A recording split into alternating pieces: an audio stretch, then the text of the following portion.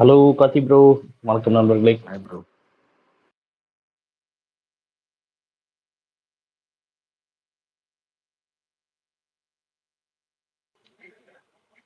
என்ன ப்ரோ எப்படி போகுது இன்னைக்கு அசம்பிளி செஷன்லாம் பாத்தீங்களா? இல்ல ப்ரோ, டக்குன்னு லைவ் வேற கட் பண்ணிட்டாங்க. இல்ல அவங்க லைவ் கட் பண்ணிட்டாங்க. பட் அங்கங்க சில இதுதான் கிளிப் தான் பார்த்தேன். முழுசா பார்க்கல.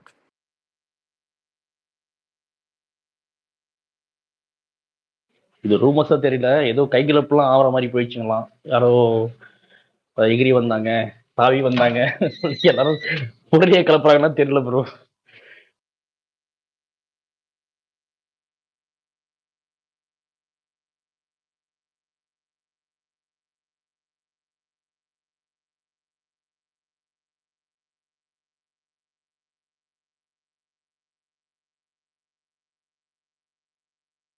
ஓகே, வேற யாருக்கு ஸ்பீக்கர்ல?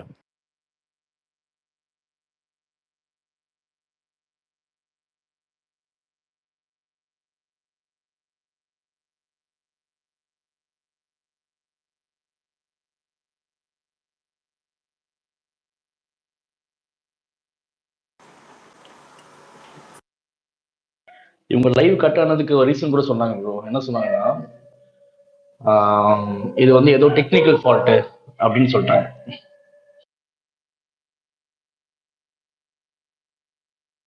இப்போ சத்தியமா நான் ஏற்றுக்க மாட்டேன். சாணக்கிய டிவியில் ரங்கராஜ் பாண்டேவே போடும்போது அவருக்கே என்றைக்குமே டெக்னிக் ஃபண்டை வந்ததில்லை. அப்படின்போது நீங்கள் அசம்பிளிக்கெல்லாம் சொன்னீங்கன்னா யாரும் ஏற்றுக்க மாட்டாங்க. நான் ஏற்றுக்க மாட்டேன். தெரில, எனக்கு தெரில. கத்தி இந்த கரண்ட் பில் ரொம்ப வெளியாகுது கத்தி. எது கரண்ட் கரண்ட் கட்டா? ஆமா ஆமா 1 ஹவரா கட். மழை வந்ததுக்கு அப்புறம் கட் ஆயிடுச்சு.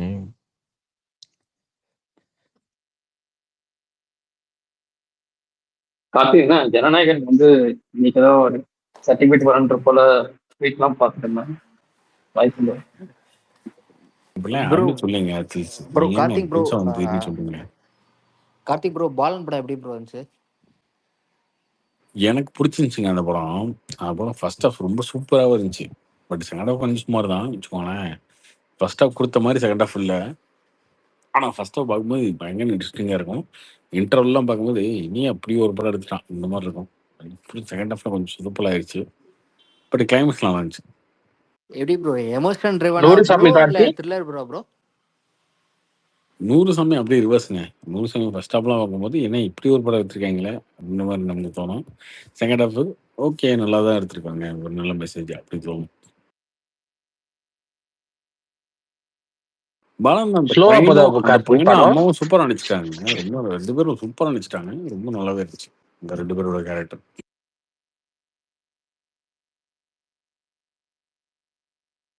சொல்லுங்க. 100 சாமி அட்லீஸ்ட் போலாம ஸ்லோவா போகுதா படம்? ஃபர்ஸ்ட் ஹாஃப் கொஞ்சம் சுமாராக இருக்குங்க. செகண்ட் ஹாஃப் வந்து நல்லா இருக்கும். நல்லா இருக்குன்றத கூட ரொம்ப பெருசாக எதிர்பார்க்காம போங்க, அவ்வளோதான்.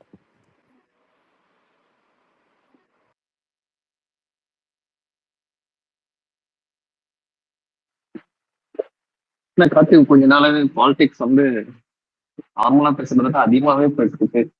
நான் ஜென்ரலாவே வந்து சரி ஏதாவது சினிமா பத்தி பேசுவோம் இல்லை அப்படின்னு வரலாம். காரணம் திமுககாரங்க தான், வேற என்ன?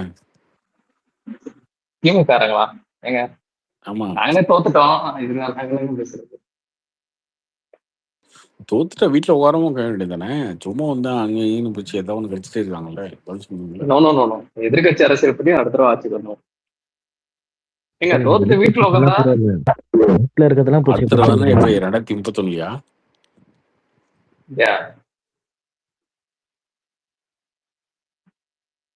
இதுதான் வெயிட் சரி. பண்றாங்க மக்கள்லாம்.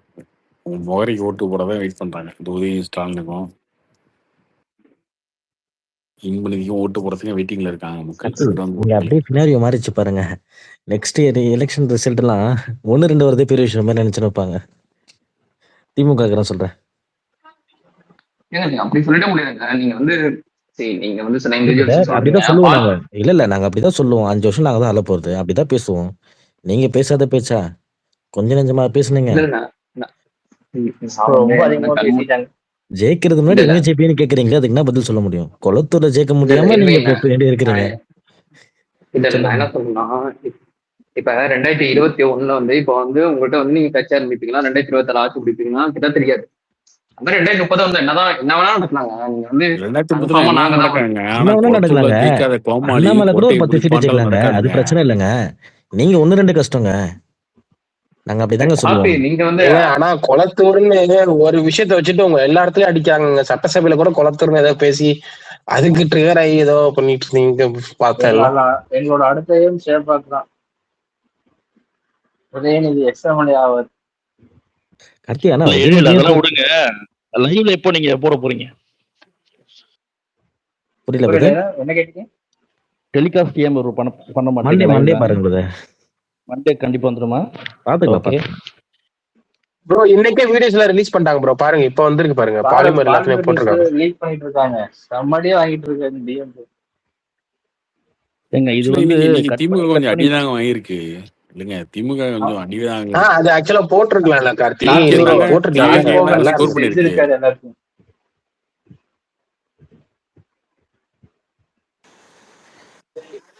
இது ஒருவேளை கார்த்தி இப்படி யோசிச்சிருப்பாங்களோ, இன்னைக்கு ஃபர்ஸ்ட் டே எப்படி போகுன்னு தெரியாது, கர்ணாபலன் ஏதாவது பேசி ஒரு மாதிரி அது வழக்கம் போல பிரச்சனை பண்ணுவாங்க, அதனால கட் பண்ணிட்டாங்களா இல்ல வேற எதுவும் இஷ்யூவா இருக்குமா? மேபி அப்படி இருக்கலாம்.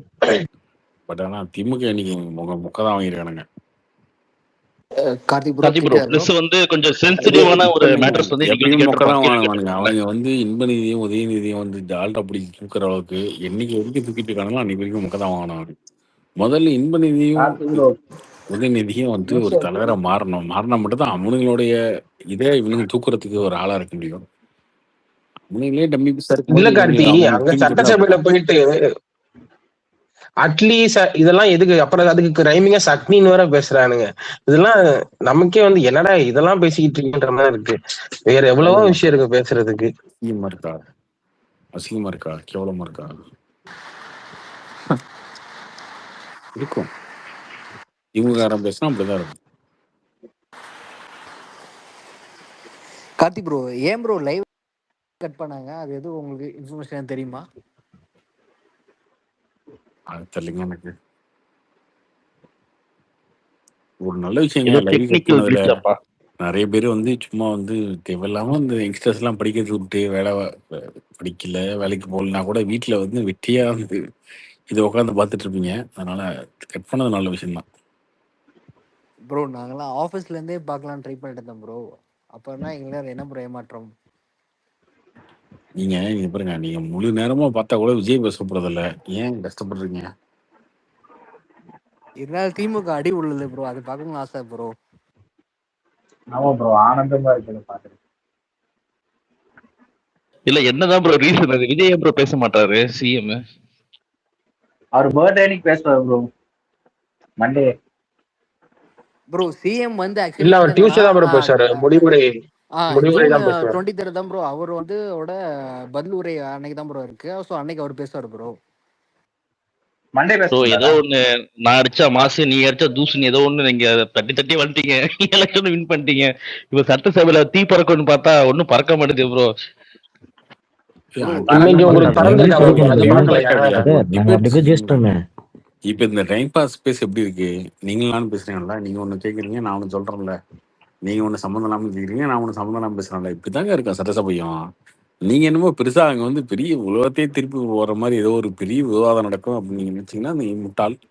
நீ உட்காந்து அதை பார்த்துட்டு இருக்கீங்க முழு நேரமா. இந்த படம் வந்து ஆஸ்கர் அடிக்கிற மாதிரி நீங்க விஜயபுரம் ஒண்ணு வந்தோன்னே இந்த படம் வந்து அடுத்த நேஷனல் அவார்டு ஆஸ்கர் அவார்டுன்னு நம்பி பாக்குறீங்கன்ற மாதிரி இது.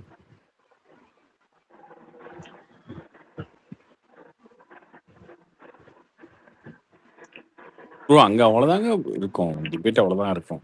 எந்த கட்சி வந்தாலும் அப்படிதான் இருக்கும். இப்போ விஜய் கட்சி வந்திருக்கு. கார்த்திக் ப்ரோ, இப்போ யூஸ்வலா சிஎம் சார் தான் வந்து பார்த்தா ஏஞ்சி ஏதோ ஒன்று சொல்லுவாங்க. இதுக்கு நான் இந்த மாதிரி பண்ணியிருக்கேன், என் தலைமையில இருக்கிற ஆட்சி வந்து இது மாதிரி பண்ணிருக்கு, ஏதோன்னு சொல்லுவாங்க. இப்போ நம்ம இப்போ சிஎம் சாரை பார்த்தீங்கன்னா சைலண்டாவே இருக்காரு ப்ரோ. அந்த அந்த ரியாக்ஷன்ல இருந்து மாறவே மாட்டாப்புல. நான் சொல்றது புரியுதுங்களா? பிரதர் அது ஏன் சார் ஆக்சுவலா நீங்க நீங்க இது வரைக்கும் அப்படிதான் கட் பண்ணி போட்டிருக்காங்க. இது வரைக்கும் நடந்த இது லைவ்ல உங்களுக்கு வராது. மேக்சிமம் அவர் பேசுறது மட்டும்தான் உங்களுக்கு வந்திருக்குமே, டெலிகாஸ்ட் ஆயிருக்கும். மத்த எதுவுமே வந்திருக்காது. அதனால உங்களுக்கு சிஎம் பேசுற மாதிரியே இருக்கும். அதே மாதிரி எல்லாத்துக்கும் சிஎம் ரிப்ளை பண்ண மாட்டாங்க. அவங்க பேசணும்ன்றப்பதான் பேசுவாங்களே. சார் இந்த மாதிரி ப்ரோ சட்டசபைனா 8 ஹவர்ஸ் பண்ணணும்னு நடக்குமா? அவசியம் இல்லை. ஏன் ரமேஷ் குமார்? சொல்லுங்க ஜெய். சட்டசபை 8 ஹவர்ஸ் நடக்குமா நாளைக்கு? இல்ல தெரியலீங்களே. இங்க பாருங்க, அவங்க டயர்ட் ஆகிற வரைக்கும் நடக்குங்க. முதல்ல ஏதாவது ஒரு குரூப் டயர்ட் ஆகி கிளம்புறேன் அப்படின்ற இல்லைங்க, அளவுக்கு. இதுக்கப்புறம் திங்கள் சபை 2 நாள் அவ்வளவுதான். சனி லீவு, திங்கள் சபை 2 நாள். எங்க முதல்ல சட்டசபையில ஏதாவது யூஸ்ஃபுல்லா பேசுற மாதிரி இருந்தா நல்லா இருக்கும். சும்மா ஒருத்தர் சீனை போட்டுக்கிட்டு சண்டை போடுறதெல்லாம் வேஸ்ட் தான். நம்ம காசு தான் வேஸ்ட். அதுக்காக அது இல்ல. இன்னைக்கு அந்த மேகதாது அணைக்கு வந்து எல்லா கட்சியும் சப்போர்ட் பண்ணாங்க. அதே ஆச்சரியமா இருக்கு. ஏதாவது எதிர்கட்சி சொல்லுவாங்கன்னு நினைச்சேன்.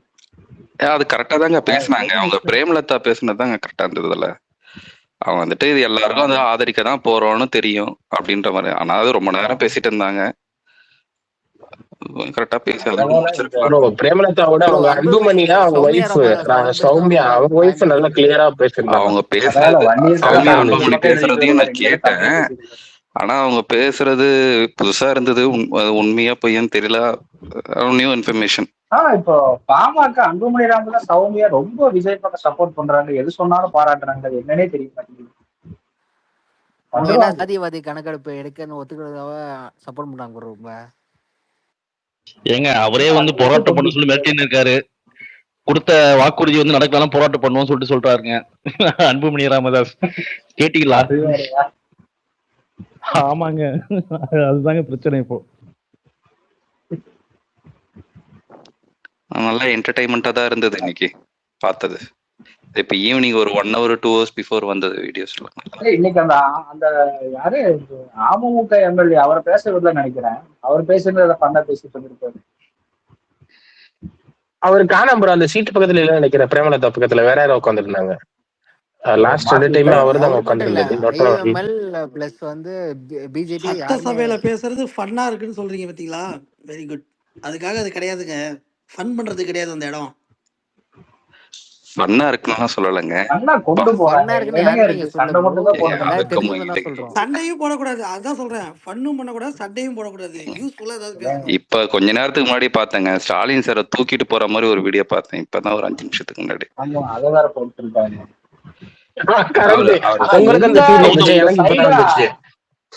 இந்த சைடு ஆதரவுனா அப்புறம் ராஜ்மோகன் இவங்க 2 பேரும் தான் அடிக்கடி எந்திரிச்சு பிரசன்சார்னு பேசுறாங்க. ஆனா மத்தவங்க யாரும் எந்திரிக்கும். அவங்க சைடும் சிவசங்கர் அவங்க மட்டும் தான் பேசினாங்க. வேற யாரும் பேசினாங்க? கார்த்திக் ப்ரோ அதே மாதிரி இன்னைக்கு இவரு ராயபுரம் எம்எல்ஏ உதய் ப்ரோ எங்க ப்ரோ இருந்துச்சு? உதய் ப்ரோ உண்மையா ப்ரோ? ஆமா, இன்னைக்கு உதய் ப்ரோ வர நினைக்கிறேன். இல்ல ப்ரோ, ராயபுரம் எம்எல்ஏ வந்து இன்னைக்கு ஏதோ எந்திரிச்சு ஓடி வந்து அடிக்க வர மாதிரி ஏதோ பண்ண சட்டமன்றத்தை பண்ணா அது உண்மையா ப்ரோ? நியூஸ்ல வருதுங்க.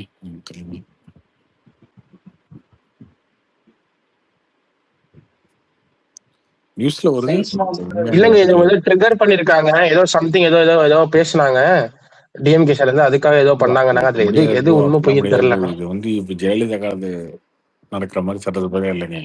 சுத்தி மீடியா, அதுக்கப்புறம் கேமரா எல்லாமே இருக்கும். இல்லை நீங்க வந்து அப்படிலாம் அட்டாக் பண்ணிட முடியுது யாரையும். சித்தப்பா வேற சட்டசபையில எந்திரிச்சு நான் தான் தமிழ்நாட்டுல அதிக வாக்கு பெற்றேங்க சொல்லிட்டே இருப்பாரு எங்க பார்த்தாலும். பாக்குறப்ப அதையே சொல்றாரு. அங்க மட்டும் ஒரு பிசினஸ் நின்று இருந்ததுன்னா தெரிஞ்சிருக்கும். ஜெயிக்கிறாரா தோக்குறாரா கம்மி ஓட்லயே அது வந்திருப்பாரு. 1 lakh ஓட்ட என்னமோ வாங்கிருக்காரு. அதுல இப்போ ஒரு அறிக்கை விட்டுருக்காரு. ஏதோ வந்து உதயநிதி அவர் பேசுனதை மட்டும் ஆட் பண்ணிருக்காங்க தீர்மானத்துல. அதனால நாங்க வந்து எதிர்க்கிறோம். அது ஏதோ ரூல்ஸ் பைலால ஏதோ போட்டிருந்தாரு. இப்போ ஒரு 8 மணிக்கா யாரும் ஒரு அந்த ஐடி வச்சு ட்விட்டர் ஹேண்டில் பண்றாங்கன்னு சொல்லி நல்லா விளையாடுறாங்க செட்டப்பா வச்சு. கார்த்தி ப்ரோ இவருக்கு பாலாஜி சார் ஏதோ போஸ்டிங் போட்டிருக்காங்களே, என்னது அது? அவங்க அது என்ன எம்ஜிஆர் ஃபிலிம் இன்ஸ்டிடியூட் இருக்கு இல்லையா, அந்த இன்ஸ்டிடியூட்ல வந்து செலக்ஷன் கமிட்டில ஒரு மெம்பர். அது அது என்னதுங்க கொஞ்சம் எக்ஸ்பிளைன் பண்ணுங்க. அது நல்லா பேர் பரமஹம்சா எல்லாம் மனோஜ் ஃபிலிம் பரமஹம்சா இன்ஸ்டியூட் இருக்கு இல்லைங்க, ஃபிலிம் இன்ஸ்டியூட் ஆ கவர்மெண்ட் ஒன்று நடத்துது, ஆ கவர்மெண்ட் காலேஜ் நம்ம காலேஜ் மாதிரி. அதில் ஆ போய் படிக்கிறீங்க அப்படின்னா அதோட செலெக்ஷன் கமிட்டி மெம்பர் அவர் ஒருத்தர். ஹலோ அங்கனக்குள்ள என்ட்ரன்ஸ் இந்த மாதிரி தரமணியில இருக்காதானே கார்த்தி? ஹலோ கார்த்திகேயனா அடையார்ல கேக்குதா? இருக்கு, அடையார் இருக்கு. ஆ, அவங்க ஹலோ வந்து செலக்ட் பண்ணுவாங்களா ஸ்டூடெண்ட்ஸ்? ஆமா, ஓ கார்த்திகேயனா கேக்குதா பேசுறது? கேக்குது ஹலோ கேக்குது கோச்சம். Thanks bro. நான் உங்க ஸ்பேஸ் இந்த எலெக்ஷன் ரிசல்ட் டைம்ல இருந்தே பார்த்துட்டு இருக்கேன் ப்ரோ. நான் சொல்லிடுறேன் பாயிண்ட் சொல்ல வந்தது. நான் ரொம்ப நாளா அரசியல் ஃபாலோ பண்ணிட்டு இருக்கேன் ஸ்கூல் டைம்ல இருந்தே. இப்ப இந்த அரசியல் சட்டசபை தான் நம்மளுக்கு எப்பரா லைவ் போடுறாங்க. முன்னாடிதான் ஜெயலலிதா மேம் இந்த டைப்ல தான் வந்துட்டு கட் பண்ணி தான் போடுவாங்க. எனக்கு தெரிஞ்ச வரைக்கும் ஒருத்தர் சொன்னாரு எனக்கு சிஎம் பேசல, மற்றவங்க தான் பேசிட்டு இருக்காங்கன்னு. ஜென்ரலா சிஎம் வந்துட்டு இப்ப ஏதாச்சும் கோரிக்கை வைக்கிறாங்க, இது வைக்கிறாங்கன்னா அதுக்கு அவங்க ஆன்சர் பண்ணுவாங்க. அதுவே முக்கியமா மினிஸ்டர் தான் ஆன்சர் பண்ணுவாங்க. இன்னைக்கு சர்க்காஸ்டிக்கரான பேசுனாங்க, அதுக்குதான் சிஎம் எப்பயுமே பதில் சொல்ல மாட்டாங்க. மினிஸ்டர்ஸோ எம்எல்ஏ மெயினா மினிஸ்டர்ஸ் தான் பதில் சொல்லுவாங்க. அதான் சொல்லான்னு. இது ஃபர்ஸ்ட் டைம் பேசுறதுனால கொஞ்சம் ஆங்ஸைட்டியா இருக்கு. தேங்க்ஸ் நான் கொடுத்ததுக்கு சான்ஸ். Okay, no problem. உங்க பேரும் தெரியாது, ஒன்றும் தெரியாது. நீங்க தான் சொன்னாதான் பேர் தெரியும். கௌதம் என் வச்சிருக்கீங்க, என் சிங்க பேர் போட்டோ வச்சிருக்கீங்க. என் பேர் ஓகே, ரமணா, வெங்கட் ரமணா என் பேர். வெங்கட், அதாவது வெங்கட் போட்டோவும் கிடையாது, எனக்கு தெரியும். ஓகே, வெங்கட்ரமணன் யாருன்னு யாருக்குமே தெரியாது. இதுல ஃபர்ஸ்ட் டைம் பேசும்போது இது ஆங்ஸைட்டி. நான் ரொம்ப பேசலாம். அதான் சொன்னாங்கல்ல வந்துட்டு இந்த மாதிரி விஜய் எதுவும் பேசாமே இருக்காருன்னு. அது ஜென்ரலா ஒரு சிஎம்மா இருக்கும்போது ஒருவேளை எதிர்கட்சி தலைவர் பேசும்போது அவரு அதுக்கு ரிப்ளை கொடுக்கலாம். எம்எல்ஏஸா இருக்கும் போது அவங்க ரிக்வெஸ்ட் பண்ணும் போது மேபி அவங்க இப்ப நீங்க ரிப்ளை. வந்து ஃபர்ஸ்ட் டைம் பேசும்போது இங்கேயே வந்து உங்களுக்கு ஆங்ஸைட்டி வருது அப்படின்னா நீங்க டக்குன்னு ஒரு பொண்ணுட்டு எப்படி மெசேஜ் பண்ணுவீங்க, சாட் பண்ணுவீங்க? டக்குன்னு புரியலனா ஏதோ ஒரு பொண்ணுகிட்ட சாட் பண்ணோம் அப்படின்னு எப்படி பண்ணுவீங்க? அப்போ உங்களுக்கு பயம் வரும். அது இதே தனியா மாதிரி என்ன பயம் தானே பண்றது வரும். கார்த்தி? அது குரூப்ல கிடையாதுல்ல இந்த மாதிரி பப்ளிக்கா, அது அதெல்லாம் வேற ஆன்சைட்டி இருக்காது. அது வேற டிபார்ட்மெண்ட். பேச முடியாதுல்லன்னா மெசேஜ் இல்ல அப்ப பண்ணிடலாம், பேசுறது பயமா இருக்கும். மெசேஜ் கார்த்தி, நான் எனக்கு ஒரு டவுட், நான் கேட்கலாமா? ஓகே. கார்த்தி ப்ரோ இல்ல அவர் எல்லாம் என்ன முடிச்சுட்டு சொல்றீங்க, உங்கள்கிட்ட ஒரு முக்கியமான ஒரு வெங்கட்ரமணன் விஷயம் அதை சொல்லணும் கேட்டாரு. ப்ரோ. சரி நேத்து இன்னும் அப்புறம் சொல்லுவோம், பொறுமையா சொல்லுவோம். என்னப்ப இதான் இருக்க போறோம் இன்னும் 1 hour. வெங்கட்ரமன் எது சொன்னீங்க, சொல்லு. என்ன சொன்னீங்க? இல்ல அது மெசேஜ் பண்ணிடலாம், பேசுறதுலாம் பயமா இருக்கும்ண்ணா. Okay, no problem. அது பழகிடுங்க, அவ்வளவுதான். பேச பேச பழகிடும். ஆமாண்ணா. அதான் இவர் சொன்னாரு எதுவும் பேசாம இருக்காருன்னு. மேபி சிஎம் இப்ப எதிர்கட்சி தலைவர் வந்துட்டு ஸ்ட்ராங்கா ஏதாச்சும் ஒரு பாயிண்ட் எடுத்து வைக்கிறாருன்னா அதுக்கு ஆப்போசிட்டா இல்ல ஒரு வெங்கட்ரமன், பதிலடி. ஆக்சுவலா சிஎம் பேசிதாங்க ஆகணும். நீங்க ஓகே. எல்லாத்துக்குமே வந்து பேசாம கடந்து போறது ஒண்ணு. மோடி பேசினாரா, ஜெயலலிதா பேசினாரா அப்படின்னு கேட்பீங்க. மோடியோட பார்லிமெண்ட் ஸ்பீச்சும் ஜெயலலிதாவோட பார்லிமெண்ட் ஸ்பீச்சும் எடுத்து பார்த்தீங்கன்னா, இந்தியாவில் எந்த சிஎம்மும் சரி, எந்த பிஎம்மும் சரி, பேசாத அளவுக்கு அக்ரெசிவான ஸ்பீச் அவங்க பேசியிருப்பாங்க. அந்த மாதிரி விஜய் பேசினதுக்கு அப்புறம் நீங்க இதை சொன்னீங்கன்னா, அவர் ஏங்க பிரஸ் மீட் கொடுக்கணும், நீங்க பார்லிமெண்ட் கேட்டீங்களே தலைவர் பேச்ச அப்படின்னு சொன்னீங்கன்னா அது ஓகே, அது பிரச்சனை இல்லை. ஆனா நீங்க அதுக்கு முன்னாடியே இதை வந்து அவர் ஏங்க பேசணும் அப்படின் போது இங்க பிரச்சனை இருக்கு. இன்னொன்னு, ஒரு ஆக்டரா வந்திருக்கிறதுனால அவர் வந்து ஒன்லி ஸ்கிரிப்டட் டைலாக்ஸ் மட்டும் தான் படிக்கிறாரு, அவர் மட்டும் தான் அது மட்டும் தான் பேசுறாருன்ற விமர்சனம் இருக்குல்ல, அது திரும்ப திரும்ப ப்ரூவ் ஆகுது அப்படின்ற மாதிரி ஆகுது. ஸோ அதனால ஒன்ஸ் அவர் பேசினா மட்டும் தான் இதுக்கான கிளாரிட்டி கிடைக்கும். நீங்க எல்லாத்தையுமே எடுத்துக்கிட்டு ஒரே தட்டில் வைக்க முடியாது இல்லையா?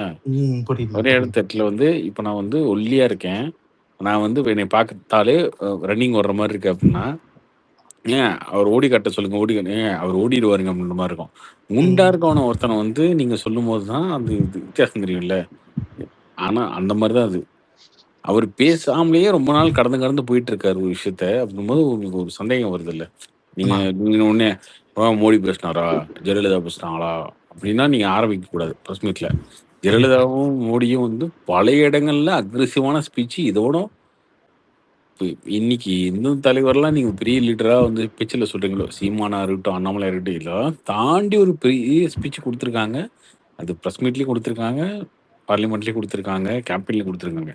பட் அது இது வரைக்கும் விஜய் கொடுக்கல. ஃபர்ஸ்ட் அது ஒத்துக்கணும். ஒத்துக்காம சும்மா வந்து விஜய் வந்து பேசல அவர் வெயிட் பண்ணுறாரு, பார்த்துட்டு இருக்காரு அப்படின்னு சொல்றதுல அர்த்தம் இல்லை. அந்த டவுட் எனக்குமே இருக்குங்க அவர் பேசுவாருன்னு. எனக்குமே அது வந்துருச்சு. இல்ல அவங்க இன்னும் வந்து இப்படி சொல்ல பேசாம மாட்டாரான்னு. அப்படியே ப்ரோ அறிக்கை எனக்கு மட்டுமே விட்டுரும். எனக்கும் இருக்கு ப்ரோ. ஆனா கொஞ்சம் டைம் எடுப்பாரு. உடனே பேச மாட்டாரு. டைம் எடுக்கிறது பிரச்சனை இல்லைங்க. நீங்க எவ்வளவு டைம் எடுக்கிறதுனாலும் பிரச்சனை இல்லை. நீங்க 6 மாசம் கழிச்சு பேசுங்க. அது எனக்கு பிரச்சனையே கிடையாது. அது பிரச்சனை இல்லை. ஆனா ஆனா பேசுங்க. பேசிடுவாரான்ற டவுட்டே எனக்கு வந்துருச்சு இப்ப. கரெக்டா தான். கார்த்தி ப்ரோ ஒரு இது கேட்கலாமா? சொல்லுங்க. ப்ரோ இது நம்ம ராகவலாரன் சொல்லி ஸ்டண்ட் அடிச்சுட்டு இருக்காரு. அது எப்படிங்க? யார் யாரு புரியல. ராகவலாரன் சார் என்ன ஏதோ புரியல? பாலிடிக்ஸ் சவுண்டு கேக்குது. ராகவ சொல்லுங்க. லாரன்ஸ் பத்தி ராகவ் பேசுறாரு. லாரன்ஸா? லாரன்ஸா? அது ஏதோ ஸ்டண்ட் அடிச்சுட்டு இருக்காரு. அது என்ன மேட்ரு ஏதோ உங்களுக்கு ஸ்டண்ட் தெரியுமா? தான் சொல்லிட்டீங்க. ஃபர்ஸ்ட் வார்த்தை நீங்க சொல்லிட்டீங்க ஸ்டண்ட். புரியவே இல்லை. அவரு வரங்கிறாரா வரலங்கிறாரா இல்ல என்ன முயற்சி பண்றாரு ஒண்ணுமே புரிய மாட்டேங்குது. ஏங்க நீங்க தான் ஃபர்ஸ்ட் வார்த்தையே சொல்லிட்டீங்க ஸ்டண்ட். என்னோட ஒரு பதில் வந்து நீங்களே பிடிச்சிட்டீங்க. Okay okay. இது வரைக்கும் எவ்வளவு பேர் சேர்ந்திருக்காங்க அண்ணாமலைஜி அவங்க இதுல? 18 லட்சம். 17,20,000. Okay okay. அவருக்கு நான் பெரிய ஃபேனு. அப்படியா? கார்த்தி ப்ரோ உங்க மேரேஜுக்குலாம் வந்து ஒரு வந்ததுல எனக்கு இப்ப அந்த போட்டோலாம் பார்க்க ரொம்ப நல்லா இருந்துச்சு. ஓகே.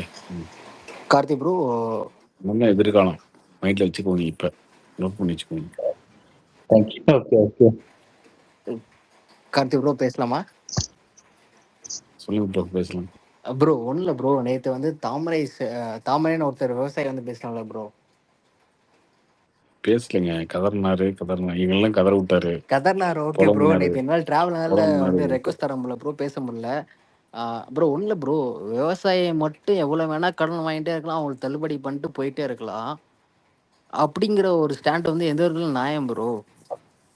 கிடையாது. தப்பு. அது தப்பான பரவல் நீங்க பாக்குறீங்க.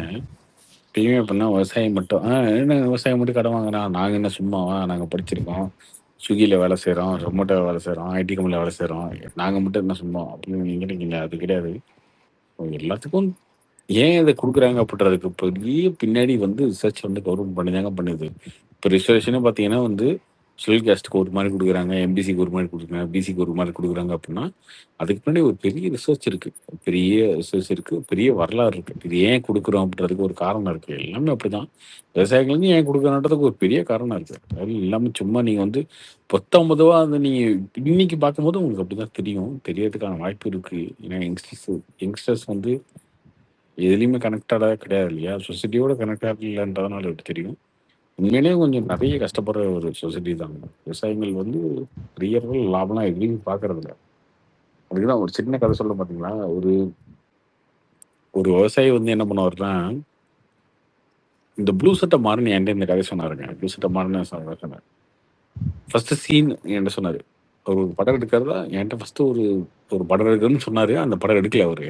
ஆனா தம்பி ஃபர்ஸ்ட் சீன் வந்து ஒரு வயசான ஆள் வந்து காலைல எந்திரிக்கிறாரு. எந்திரிச்சிட்டு கூட வந்து ஒரு சின்ன குழந்தைய கூட்டிட்டு, அது சின்ன குழந்தையோ இல்லை ஒரு வீட்டோட நாயோ ஆடோ அந்த மாதிரி ஏதோ வச்சுக்கிட்டு அந்த நாயோ ஆட்டையோ காலைல எந்திரிச்சு மூஞ்செல்லாம் கழுவிட்டு ஒரு குடிசை வீட்டில் இருந்து எந்திரிச்சு அந்த குழந்தைய கூட்டிட்டு நடந்து போறாரு. நடந்து போயிட்டு ஃபர்ஸ்ட் வீட்டு கதவு தட்டுறாரு. பக்கத்துல கதவு தட்டி இந்த மாதிரி ஏமா சாந்தி சாந்தின்றாரு.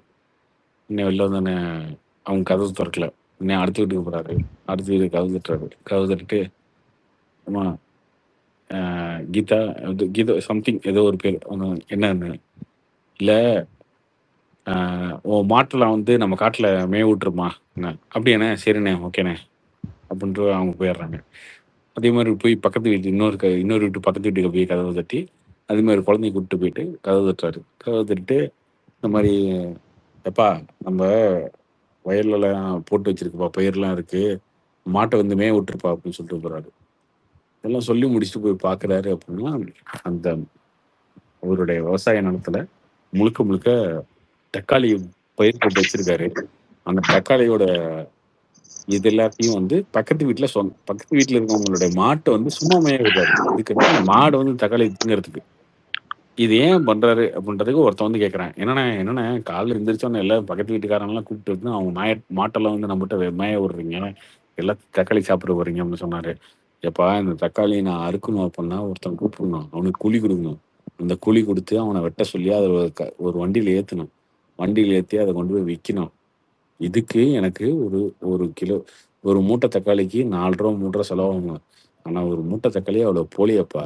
அதனால இது வந்து இங்கே இருந்தா அழுகி போயிடும், மாடா தின்ட்டு போட்டுமேப்பா அப்படின்னு விட்டேன். இதுதான் ஃபர்ஸ்ட் சீன் அவர் சொன்னது. அதுக்கப்புறம் அந்த படம் எடுக்கல அவர், விட்டுருங்க. பட் இப்படிதான் இருக்கு ஓகே ப்ரோ. விவசாயம் நிறைய இடங்கள்ல. ஓகே ப்ரோ, அது ஓகே ப்ரோ. ஆனா இப்போ வந்து விவசாயிங்கெல்லாம் விவசாயம் பண்றாங்க, ரைட்டு, ஓகே. ஆனா அது இப்போ வந்து நிறைய நம்ம நியூஸ்ல பாக்குறோம், எல்லாமே வந்து ரோட்ல போட்டு போறாங்க. அப்போ அவங்களுக்கு நம்ம அது ஏன் ப்ரோ கடன் தள்ளுபடி பண்ணோம்? ஏங்க இப்ப நான் சொன்ன உங்களுக்கு புரிஞ்சுச்சா? நான் சொன்ன சீன் உங்களுக்கு புரியலன்னு நினைக்கிறேன். உங்களுக்கு யாராவது புரிஞ்சா? எல்லாரும் புரியுற இல்லைங்க, மட்டும் நான் சொன்னேன். அதான் யாரு கேட்டது? யாரு? புரிஞ்சு ஆரியனா? ஆரியம் ஐயம் ஐராமா? நான் சொன்ன ஐராம் சீன் ப்ரோ. இது புரிய மாதிரி இல்ல இல்லைங்க, சொல்லி அந்த அது வந்து இடத்துல. ஏன் அப்படி போடுறாங்கன்னா, விளைவிச்ச பணத்தை கூட அவங்களால மகசூல் பண்ண முடியலங்கிற அதாங்க பிரச்சனையில என் கொட்டிட்டு நரேஷனே போறாங்க. புரியல. ஏங்க மெலான்டஸ்கா அது என் பிரச்சனை இல்லை. என் நரேஷன் புரியலையா உங்க யாருக்கும்? புரியுது புரியுது புரியுது. புரியுது அது புரிஞ்சதுனாலதான் புரியுது நான் பதில் சொல்றேன் உங்க சார்பா. புரியுது. ரொம்ப அவமானப்படுத்திட்டாருங்க. இல்ல இல்ல இல்ல புரிஞ்சது புரிஞ்சதுங்க. இல்ல ப்ரோ, அப்படி இல்ல ப்ரோ. கார்த்தி ப்ரோ, யோ அந்த ஆள் வந்து அந்த தக்காளிய வந்து நிலத்துல இருந்து அறுத்து எடுத்துட்டு போய் வித்த ஒரு காசு ஆகும்ல, அதை விட காசு மாடை மேய விட்டா அந்த காசு எனக்கு நஷ்டம் கம்மியா அப்படின்னு நினைச்சு பக்கத்து வீட்டு மாடை மேய விடுறான் அப்படின்றதுதான் இந்த கதை. ஓகேவா? அந்த மாதிரி விவசாயம் இருக்குன்றேன். நீ வந்து ஒரு தக்காளி வளர்த்ததுக்கு எவ்வளவு நாள் ஸ்பெண்ட் பண்ணணும், எவ்வளவு நாள் வந்து விவசாய நிலத்துல வந்து தண்ணி ஊத்தி விதைய போட்டு எல்லாத்தையும் பண்ணணும் இல்லையா? அதையவே ஒருத்தன் வந்து இதை அறுத்துட்டு போய் வித்தா எனக்கு வந்து வர்ற காசை விட இத விட்டா எனக்கு வர்ற நஷ்டம் கம்மின்னு நினைச்சு ஒருத்தன் பண்றான்ல. சும்மா அந்த மாதிரி தூக்கி எறிஞ்சா எனக்கு நஷ்டம் கம்மின்னு நினைக்கிறான்ல, அப்படி ஒரு தொழில் இருக்கா இங்க உலகத்துல? அப்படி ஒரு தொழில் உலகத்துல இருக்கா சொல்லு? அது இங்க இருக்கிற ஒரு பெரிய ப்ராப்ளம்ங்க. அதாவது நம்மளுக்கு வந்து அதை ப்ராசஸ் பண்றதுக்கு வழி இல்லாம போய், இப்ப தக்காளி நீங்க சொன்னதே தான், மாம்பழத்தை கொட்டினாங்க, தக்காளி எல்லாம் கொட்டுறாங்கல்ல. இப்போ அதுக்கு பக்கத்திலேயே சரி வந்து சரி. வேற மாதிரி பண்றதுக்கான ஆப்ஷன் நம்ம ஊர்ல இல்ல. அதனால அவங்களுக்கு மார்க்கெட்ல சந்தையில போய் விற்கிறது தான் ஒரே வழியா இருக்கு.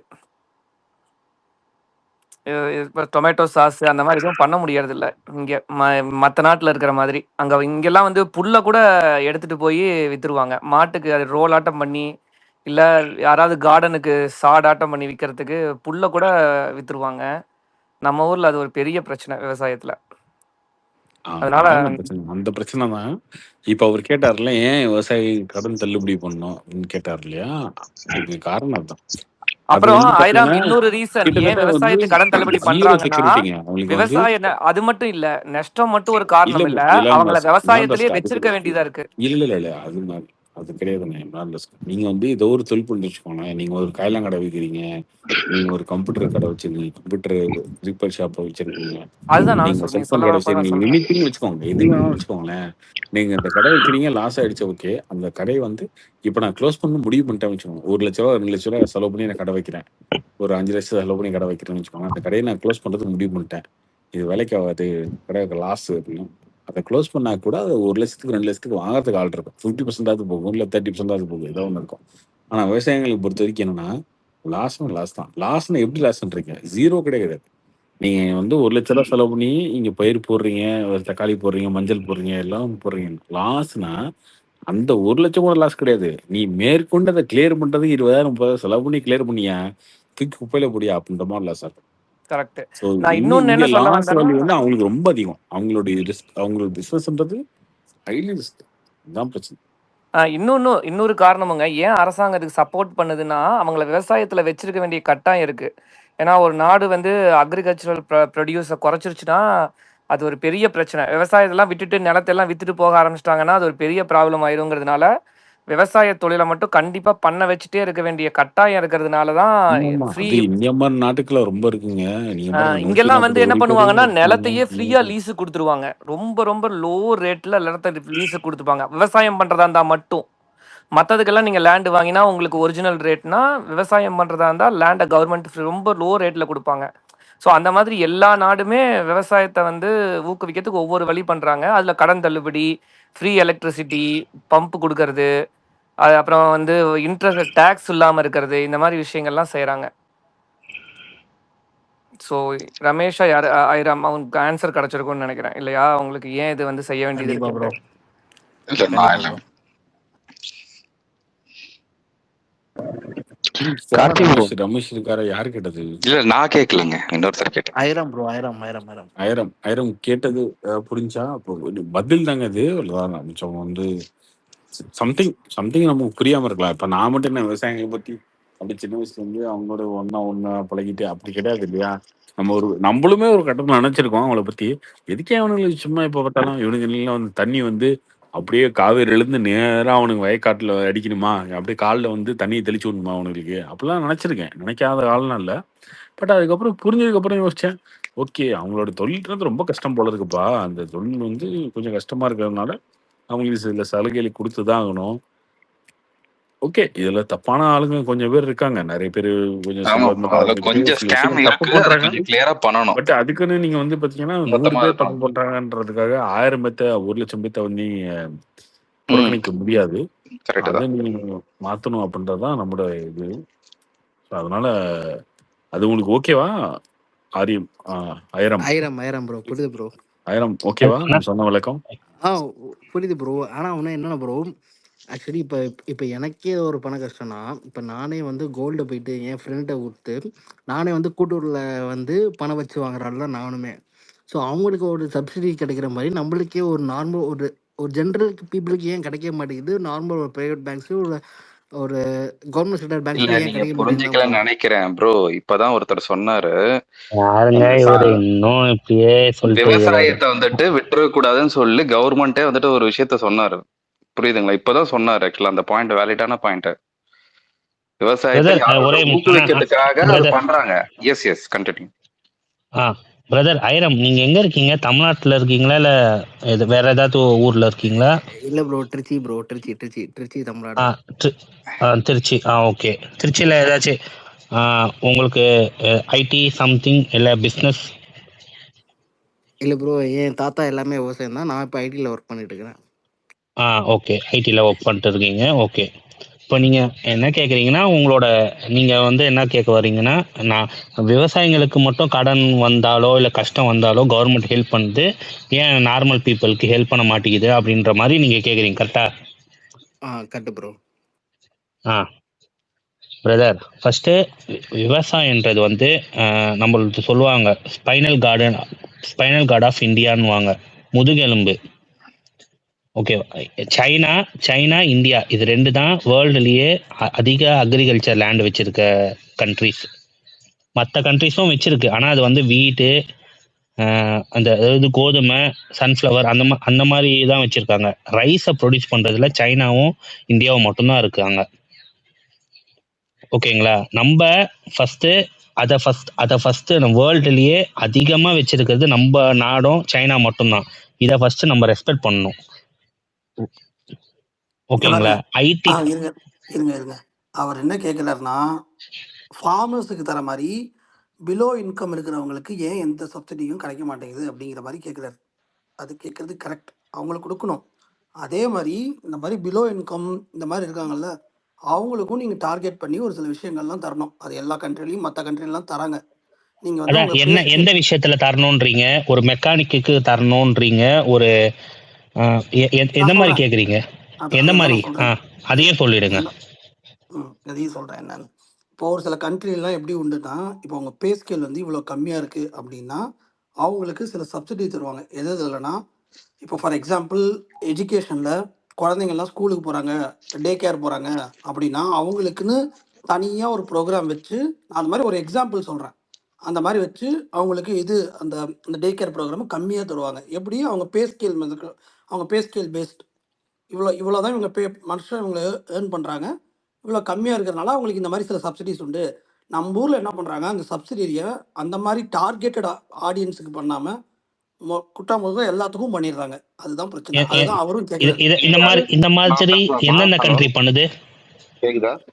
இந்த மாதிரி நிறைய டெவலப்பிங் கண்ட்ரிஸ் பண்றாங்க. எந்தெந்த கண்ட்ரி பண்ணுது அது மட்டுமா சொல்லுங்களேன். யூஎஸ் பண்றாங்க, யூரோப்ல பல கண்ட்ரி பண்றாங்க, நிறைய டெவலப் கண்ட்ரிஸ் பண்றாங்க. அவங்கலாம் டெவலப்டு கண்ட்ரியா இல்ல டெவலப்பிங் கண்ட்ரியா? அவங்களோட ஒப்பீடு பண்ண முடியாது ப்ரோ. அதெல்லாம் வந்துட்டு பிரதர் என்ன பேசிட்டு இருக்காங்க? டெவலப்டு கண்ட்ரி கூட டெவலப்பிங் கண்ட்ரி எப்படி நீங்க கம்பேர் பண்ணி இப்படி பண்ண முடியும்? இருங்க அதுதான் நீங்க வந்து அந்த ஸ்டேஜ் அதை நோக்கி தான் நீங்க போகணும். அதுக்காக தான் டேட்டா இப்போ ஏன் எல்லாரும் டேட்டா கலெக்ட் பண்றாங்க. ஏன் டேட்டாவை பத்தி பெருசா பேசுறாங்க? அதுதான் இம்பார்ட்டன்ட். பிரதர் சிம்பிளா நான் ஒரு டேட்டா கருத்து சொல்லிக்கலாமா? இருங்க, நீங்க சொல்லுங்க, நான் சொல்லி முடிச்சிடுறேன். அதுக்கப்புறம் நீங்க என்ன சொல்லுங்க சொல்லுங்க. சார். அவர்தான் சிம்பிளா சொல்றேன். சொல்லுங்க. அதாவது ஒரு தொழிலாளருக்கு லோனு கொடுக்கறது வந்து அந்த தொழில் சம்பந்தம் மட்டும் தான் வளரும். ஆனா ஒரு விவசாயிக்கு லோனு கொடுத்தா அவன் வந்து பல மக்களை வாழ வைக்கிறான். சிம்பிளா சொல்ல போனா அதாங்க. விவசாயி விதை விதைச்சு நெல் இது படைச்சு எல்லாம் செஞ்சா அவன் மட்டும் பயன்பட மாட்டான், மக்கள் பயன்படும், எல்லா மக்களுக்கும் பயன்படும் அந்த உணவு தானியம்.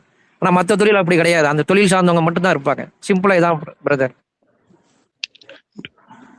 சார் இப்ப எல்லாருமே வந்துட்டு விவசாயிகள் எல்லாருமே வந்துட்டு எதுவுமே பண்ணாம அப்படியே விட்டுட்டாங்க. சினிமா டைலாக் மாதிரி இருக்குங்க.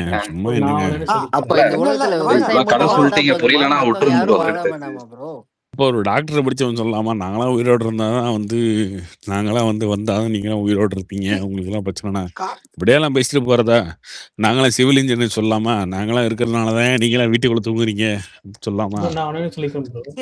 நாளைக்கு சொல்லிட்டு போறதா? அப்படி கிடையாது இல்லண்ணே. ஆனா ஒரு விவசாயம்ன்றது காப்பாற்றப்பட வேண்டியது ரொம்ப முக்கியமான விஷயம்ண்ணே. அப்பா அதெல்லாம் ரைட்டுப்பா. அதுக்கு நீங்க ரொம்ப ரொம்ப ஓவரா பண்ணலண்ணே. ஆனா வந்து அதுக்கு மட்டுமே வந்து ஒரு 12,000 கோடி ஒதுக்குறத வந்து அவர் 100 ஏக்கர் வச்சிருக்காரு. அவர் விவசாயியா இல்ல 1/2 ஏக்கர் வச்சிருக்கவங்க விவசாயியா? நீங்க அதுதான் சொல்றேன். அந்த மாதிரி டேட்டா அந்த கிளாசிபிகேஷனுக்குள்ள போலாம், அது ஓகே ஃபைன். அதுதான் சொல்றேன். அதுதான் அவரும் கேக்குறாரு. எல்லாருக்கும் கொடுக்குறாங்கல்ல, இந்த மாதிரி நாங்க லோ இன்கமா இருக்கிறவங்களுக்கு என்ன தராங்க? சப்சிடி ஏதாவது தராங்க? அதுதான் பேசுறாங்களே ப்ரோ. அதுல சில ஸ்கேம்ஸ் எல்லாம் இருக்கு, சரி பண்ண வேண்டியது இருக்குன்னு. கரெக்ட். அதுக்கு எப்படி ஸ்கேல் பண்ணுவீங்க? அதுக்கு டேட்டா கேட்டா டெவலப்டு அதெல்லாம் டிஸ்கஷன் பாயிண்ட் ப்ரோ. அதுதான் டிஸ்கஷன் பாயிண்ட். அத நோக்கி தான் போணும். அப்பதான் நீங்க அதுதான் ப்ரோ. இப்போ இப்போ பிரதர் கௌதம் பேசுறாரா? இல்ல ப்ரோ, நான் இல்ல. ஓகே சார், சம்பவம் யாரோ பேசலாம். ஓகே, இப்போதான் நம்ம ஓகே விவசாயிங்க கொஞ்சம் நீங்க சொல்றீங்களே 100 ஏக்கர் 200 ஏக்கர் வச்சுக்கிற விவசாயம் வளர்ந்துட்டாங்க அப்படின்னு பேசுறோம்ல. இப்போ ஓகே, நெக்ஸ்ட் இப்போ விவசாயிங்களுக்கு கொஞ்சம் முன்னேறிட்டாங்க. இப்போ நெக்ஸ்ட் அடுத்த கட்டத்தை நோக்கி போலான்றத இப்போ வளரலாம். ஓகேவா? கொஞ்சம் கொஞ்சமா தான் ப்ரோ, ப்ராசஸ் தான் ப்ரோ பண்ண முடியும். உடனே ஓகே இவங்க வளர்ந்துட்டாங்க, ஓகே அடுத்த கட்டம் எல்லாத்தையுமே கட் அண்ட் ரைட்டா ஸ்டாப் பண்ணிட்டு போயிட்டே இருக்க முடியாது. கொஞ்சம் கொஞ்சமா தான் ப்ரோ விவசாயம் வளர்ந்தது. ரீசன்ட் டைம்ல தான் ப்ரோ, கொஞ்சமா தான் ப்ரோ. எவ்வளவு கஷ்டப்பட்டு நிறைய பேரு இதெல்லாம் ஒரு நிமிஷம் இருங்க. நம்ம எங்கேயோ பேசுறோம். இப்போ கூட்டுறவுல லோன் தராங்கன்னா அது விவசாய கடனுக்கு இன்ட்ரெஸ்ட் கம்மின்னு நினைக்கிறேன். அதுல என்ன பண்றாங்க, சாதாரண ஆளுகளும் அதுல அந்த நகையை அந்த கடன்ல வச்சு வாங்கிக்குவாங்க. இந்த மாதிரி நிறைய லீக்கேஜ் இருக்கு. அவங்களுக்கு விவசாய நிலைமை இருக்காது, ஆனா இந்த கூட்டுறவு பேங்க்ல அவங்க நகையை வச்சு வாங்கிக்குவாங்க. இந்த மாதிரி இது அப்புறம் சுனில் சொன்ன மாதிரி இங்க டேட்டா கூட எடுத்துக்கலாம். டேட்டா எடுத்தா அவங்களுக்கு மட்டும் கிடைக்கிற ப்ரிவிலேஜ்ல மற்றவங்களும் சேர்ந்து அந்த கிளாசிஃபிகேஷன்ல வந்துருவாங்க. இப்போ 1000 ரூபா போடுறத ஒன்றும் பண்ண முடியாது, ஏன்னா டைரக்டா அக்கௌண்ட்ல வருது. ஆனா இது ஒரு திட்டமாட்ட அறிவிச்சா அதுல நிறைய பேர் இந்த மாதிரி லீக்கேஜ் ஆகும். ஸோ இது ஒரு நம்ம கண்ட்ரியோட ஜனத்தொகை மனித வளம் ஒரு பிளஸ் ஒரு மைனஸ். அந்த மைனஸ் இதுதான். இந்த சின்ன கண்ட்ரிலாம் யூஎஸ்லயே பாத்தீங்கன்னா 330 மில்லியன் பாப்புலேஷன் இல்லையா சுனில்? அதை விட சின்ன கண்ட்ரில சரி அதெல்லாம் விடுங்க. கேபி கார்த்திக் வந்திருக்காரு. கேபி கார்த்திக் நல்லா இருக்கீங்களா? நல்லா இருக்குங்க, சொல்லுங்க. நீங்க நரேட் பண்ணீங்கல்ல, ரொம்ப சூப்பரா இருந்துச்சு அந்த இது. எதுன்னு சொல்லுங்க. நல்லா இருக்கா நம்ம நரேஷன்? இல்ல சீரியஸா நான் சொல்லணும்னு நினைச்சேன். அதே மாதிரி அந்த கருப்பு படத்துக்கு ஒண்ணு சொல்லிருந்தீங்கல்ல, சூப்பரா இன்னைக்கு நல்லா இருந்துச்சுங்க. அந்த கருப்பு சாமி சாட்சி சொன்னதை அது அக்னாலேஜ் பண்ண. ஏங்க பயங்கரமான கதை நரேட் பண்ணுவாங்க. இல்ல எனக்கு அதான் ஆச்சரியமா இருந்துச்சு. எப்படி இவ்வளவு சூப்பரா பண்ணீங்கன்னு எனக்கு ஆச்சரியமா இருந்துச்சு. ஏன்னா சில டைரக்டர்லாம் கதை கேட்பான்ல, கதை கேட்டதுக்கு அப்புறம் நான் அவங்க கிட்ட கதை அவங்க சொல்லி முடிச்சிருவாங்கல்ல, அதுக்கப்புறம் நான் சொல்லுவேன் என்னோட வெர்ஷன்ல நான் சொல்றேன் கேளுங்க அப்படின்னு சொல்லுவேன். அவங்களே ப்ரோ என்ன ப்ரோ இப்படி சொல்றீங்க அப்படின்லாம் சொல்லியிருக்காங்க என்கிட்ட.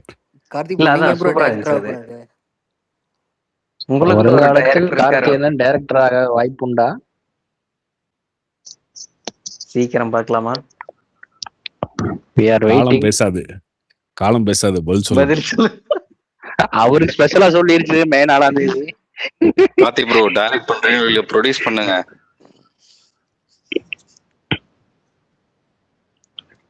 ஆமா ப்ரோ, இட் இஸ் பிரசாந்த் வச்சு ஹீரோ ட்ரை பண்ணீங்கன்னா.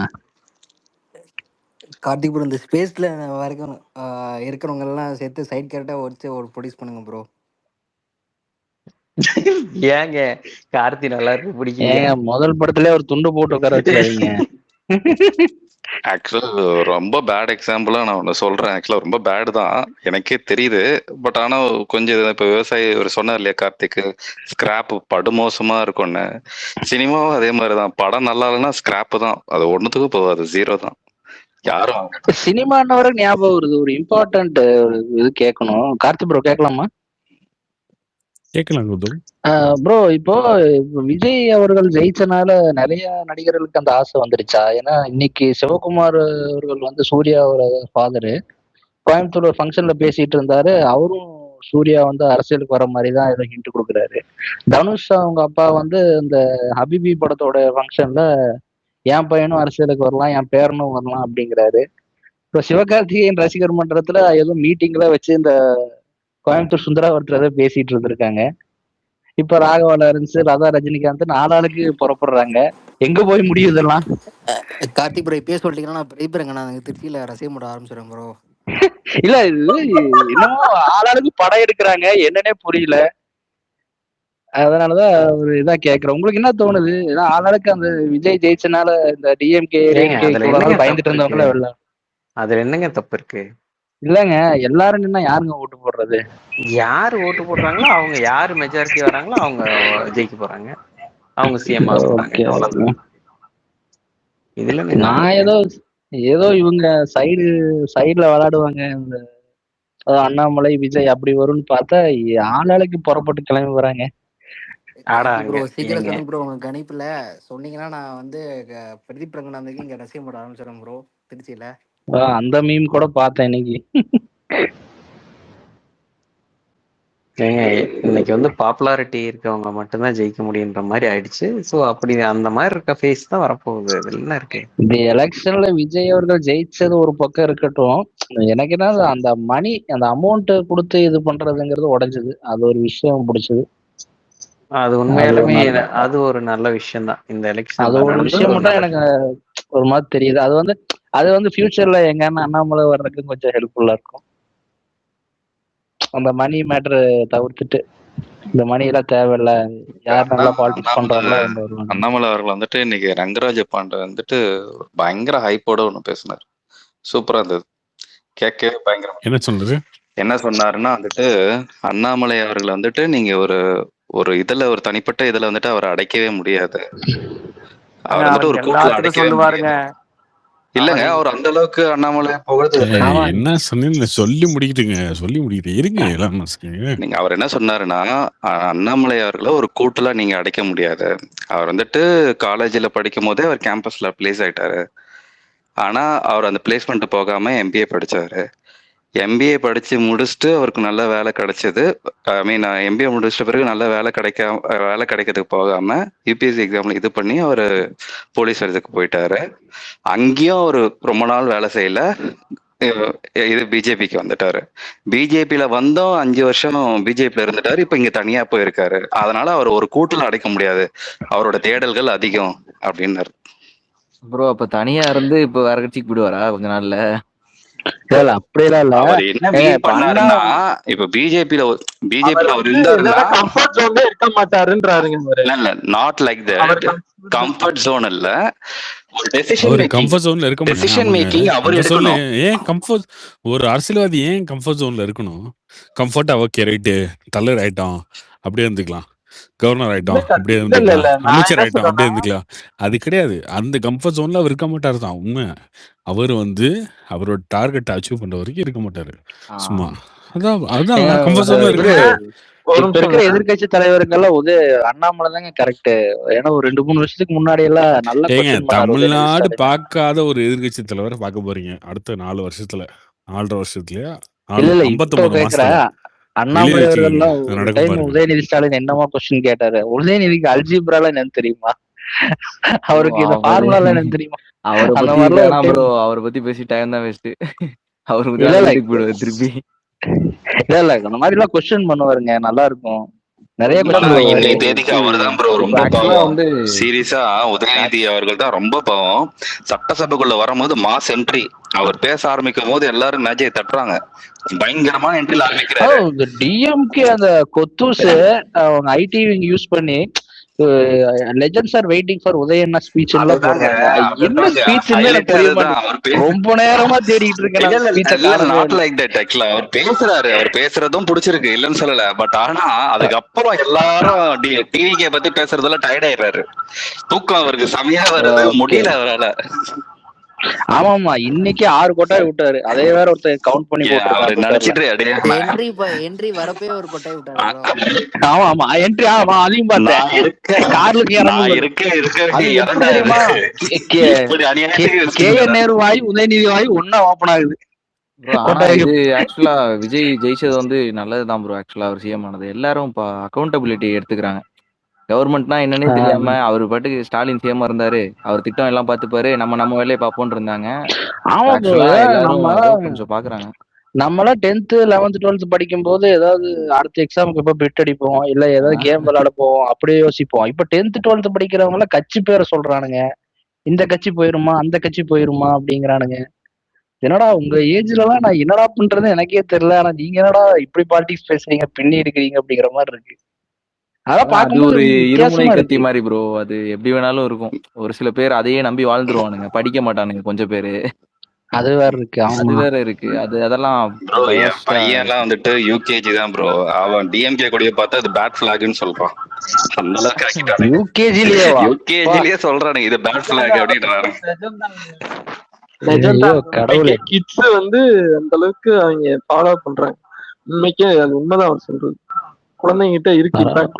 இல்ல இப்ப சொன்னீங்களே, இல்ல இல்ல இல்ல இல்ல ஒரு நிமிஷம். இல்ல இல்ல இப்ப நான் அந்த பேட் எலெக்ஷன் பிளாக் டைம்ல ஒரு இல்ல இல்ல நிமிஷம் ஒரே நிமிஷம்.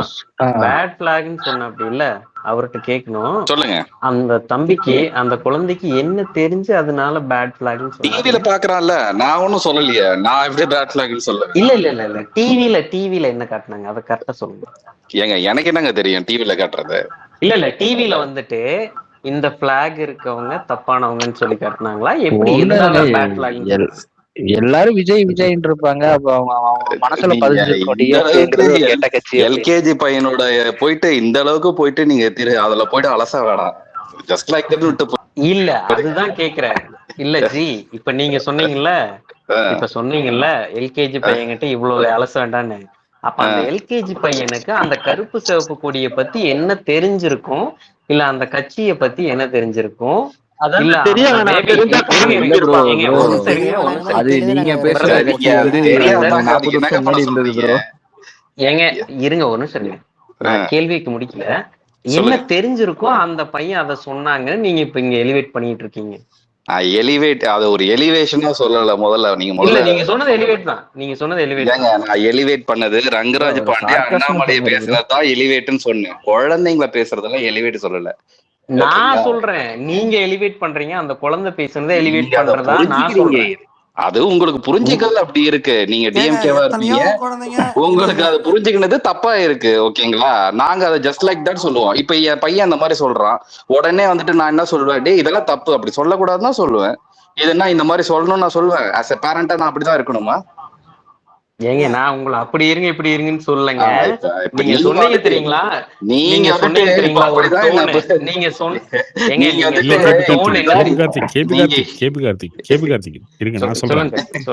இப்போ ஸ்டாலின் ஒரு ஊழல்வாதின்னு ஒரு குழந்தை சொல்லணும்னு வச்சுக்கோங்களேன். இல்லப்பா அவர் அப்படிலாம் இல்லப்பா, அவர் நல்லவரு, காமராஜருக்கு அடுத்து பிறப்பவரு, அவரு மாதிரி ஊழல் பண்ணாது நெருங்கல அப்படின்னு நம்ம சொல்லி புரிய வைக்கலாம். அந்த மாதிரி ஏதாவது இருக்கா டிஎம்கே ப்ளஸ் பாயிண்ட்?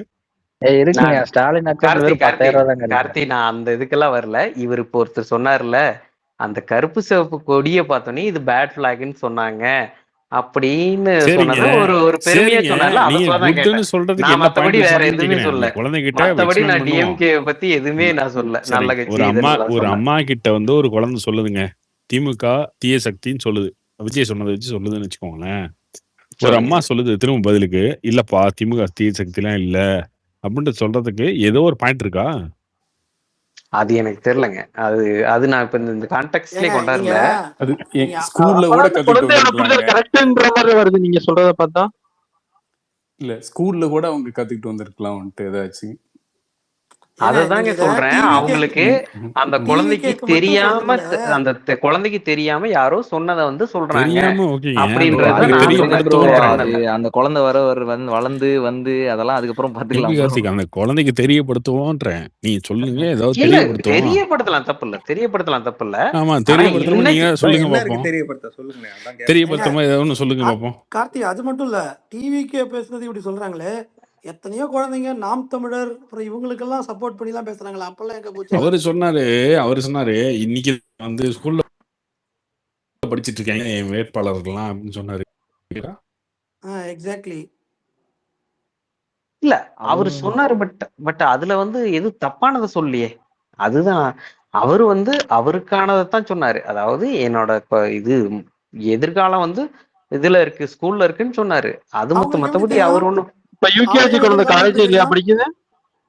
புரியல. இல்ல இருங்க ஸ்கூல்ல படிக்கிற குழந்தைகளுக்கு அவர் தான் எதிர்காலம் எப்படி தெரியும்? யார் சொன்னா? ஏங்க அவரு தாங்க சொல்றாரு. அந்த குழந்தைங்க சொல்ல என்னோட என்னோட இது இவரு அப்படின்னு சொல்லியே.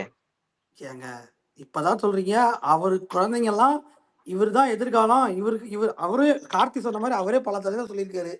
அது இல்லாம நிறைய மீட்டிங்ல வேற குழந்தைங்க எல்லாம் கூட்டு வந்து பேச வச்சிருக்காங்க. நான் பார்த்திருக்கேன் சில மீட்டிங்ல எல்லாம். அந்த பாரதின்னு ஒரு சின்ன பையனை பேச வச்சிருக்கீங்களா? அவன் கெரியர் என்ன அவங்க கரெக்டா அவர் பேசுறது? ஒரு சின்ன பையனை போட்டு மைண்ட் வாஷ் பண்றது. அவரு என்ன பேசினாருன்னு சொல்லுங்களா கொஞ்சம்? ஏங்க மரியாதை இல்லாம எத்தனையோ மீட்டிங்ல கமல் மாதிரி கண்டெல்லாம் காமிச்சிருக்கான் அந்த சின்ன பையன், ஒரு ஸ்கூல் படிக்கிற பையன். அது என்ன பேசுனாங்கன்னு சொல்லிட்டு பேசுங்க. ஏங்க என்னங்க நீங்க யூகேஜி குழந்தை பேசுறது தப்புனா 8ஆம் கிளாஸ் பையனை மேடை பேச்சுல பேச வைக்கிறது தப்பு தானே கட்சி மீட்டிங்ல? பிரதர் நான் சிம்பிளா கேட்டேன் என்ன பேசுனாங்க. நான் இப்ப வந்துட்டு அவர் யூகேஜி குழந்தை ஏங்க நான் இப்ப அரசியல் பேச யாரும் அரசியல் பேச வேண்டாம்னு நான் சொல்ல. அந்த குழந்தை வந்துட்டு பேட் பிளாக்னு சொன்னாங்கன்னு அதுக்கு மட்டும்தான் நான் சொன்னேன். ஆனா நீங்க வந்துட்டு இந்த குழந்தை பேச அந்த குழந்தை பேசுங்கிறீங்க. என்ன பேசுறான்னு சொல்லிட்டு பேசுங்க. நான் சொல்றேன் சொல்லிட்டு பேசுங்க. பேச விட்டாதானே சொல்ல முடியும். ஏங்க 4 டைம் கேட்டேங்க சும்மா. அப்ப நீங்க பேச விட்டானா? இருங்க இப்படி பேசுறாப்ல. இப்ப தெலுங்கர்கள் ஆளக்கூடாது, கருணாநிதி தெலுங்கர், அவர் வந்து ஆளுகிறார். இது 8ஆம் கிளாஸ் பையனுக்கு இது தேவையா?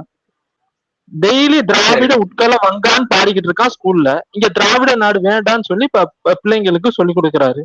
இது சரிங்களா?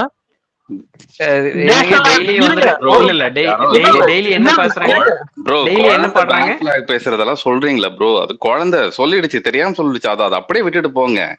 அதை வந்துட்டு குழந்தைய சரி செய்ய வர வேண்டிய வேலை பேரண்ட்ஸுக்கு இருக்கு, சமுதாயத்துக்கு இருக்கு. அதை நாங்க பாத்துக்கிறோம். ஓகேங்களா? நீங்க அதுல அவ்வளவு அலச வேண்டாம். ஆக்சுவலா வந்துட்டு இது நீங்க அதை எலிவேஷனா சொல்லதாங்க நான் சொன்னேன். என்னங்க பண்ண முடியும்? எலிவேஷனா இருந்துச்சுன்னா நான் சொல்றேன்.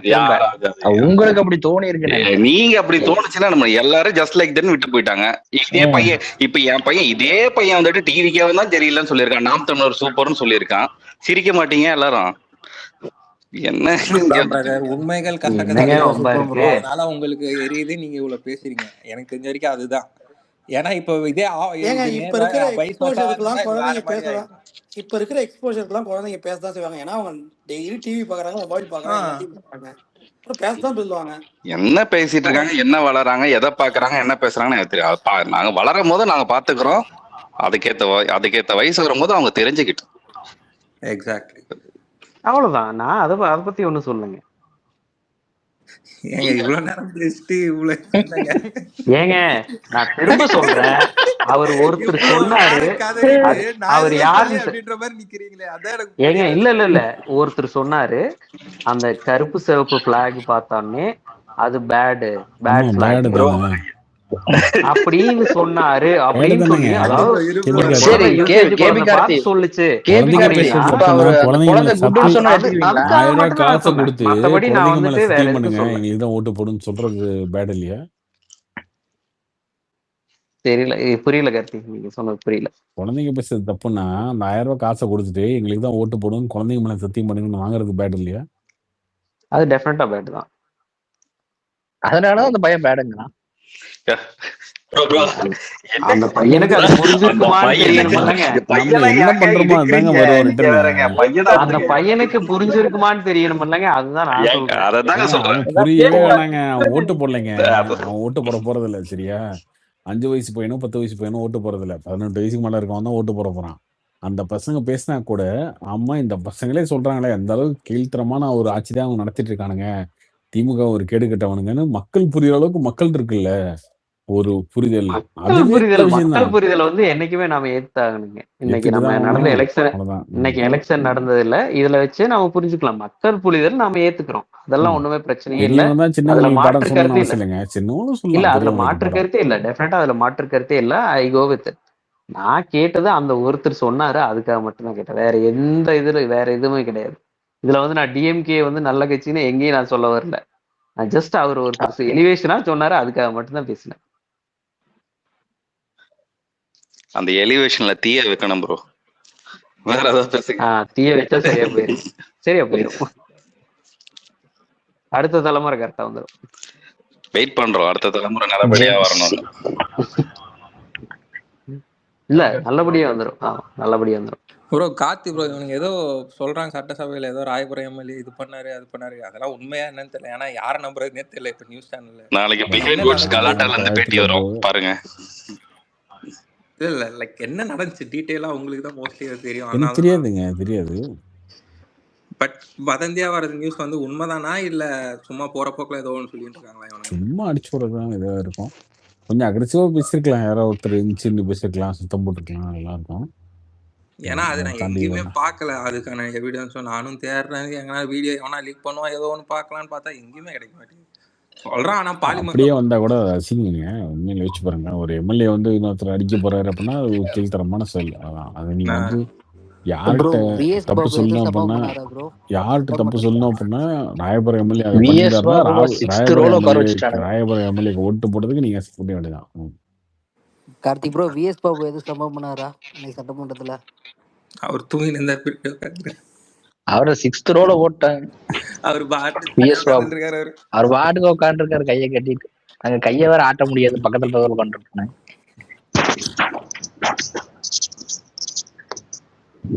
கார்த்திக் ப்ரோ, அவரோட பையன் தான் ஏதோ வந்து யாரையும் அடிக்க வந்துட்டாருன்னு எதுவும் சொன்னாங்க, அது உண்மைங்களா? இல்ல ப்ரோ, அது வந்து Royapuram MLA Vijay Thamu. Okay. Karthik bro, Senthil பாலாஜியும் இவரு யாரு, செந்தில் பாலாஜி வந்து ஏடிஎம்கே மட்டும் ஜாயின் பண்ணதா சொல்லிட்டு இருக்காங்க, அது உண்மையா ப்ரோ? ஆமா, எஸ்பி வேலுமணி செந்தில் பாலாஜி 1 மணி நேரமா பேசிட்டு இருந்தாங்களாமா. அது எவனோ புதிய தலைமுறை போட்டோ எடுத்து போட்டு இருந்தாங்க. ஏன் ப்ரோ உண்மையா? சும்மா தானே இருக்காங்க செந்தில் பாலாஜி.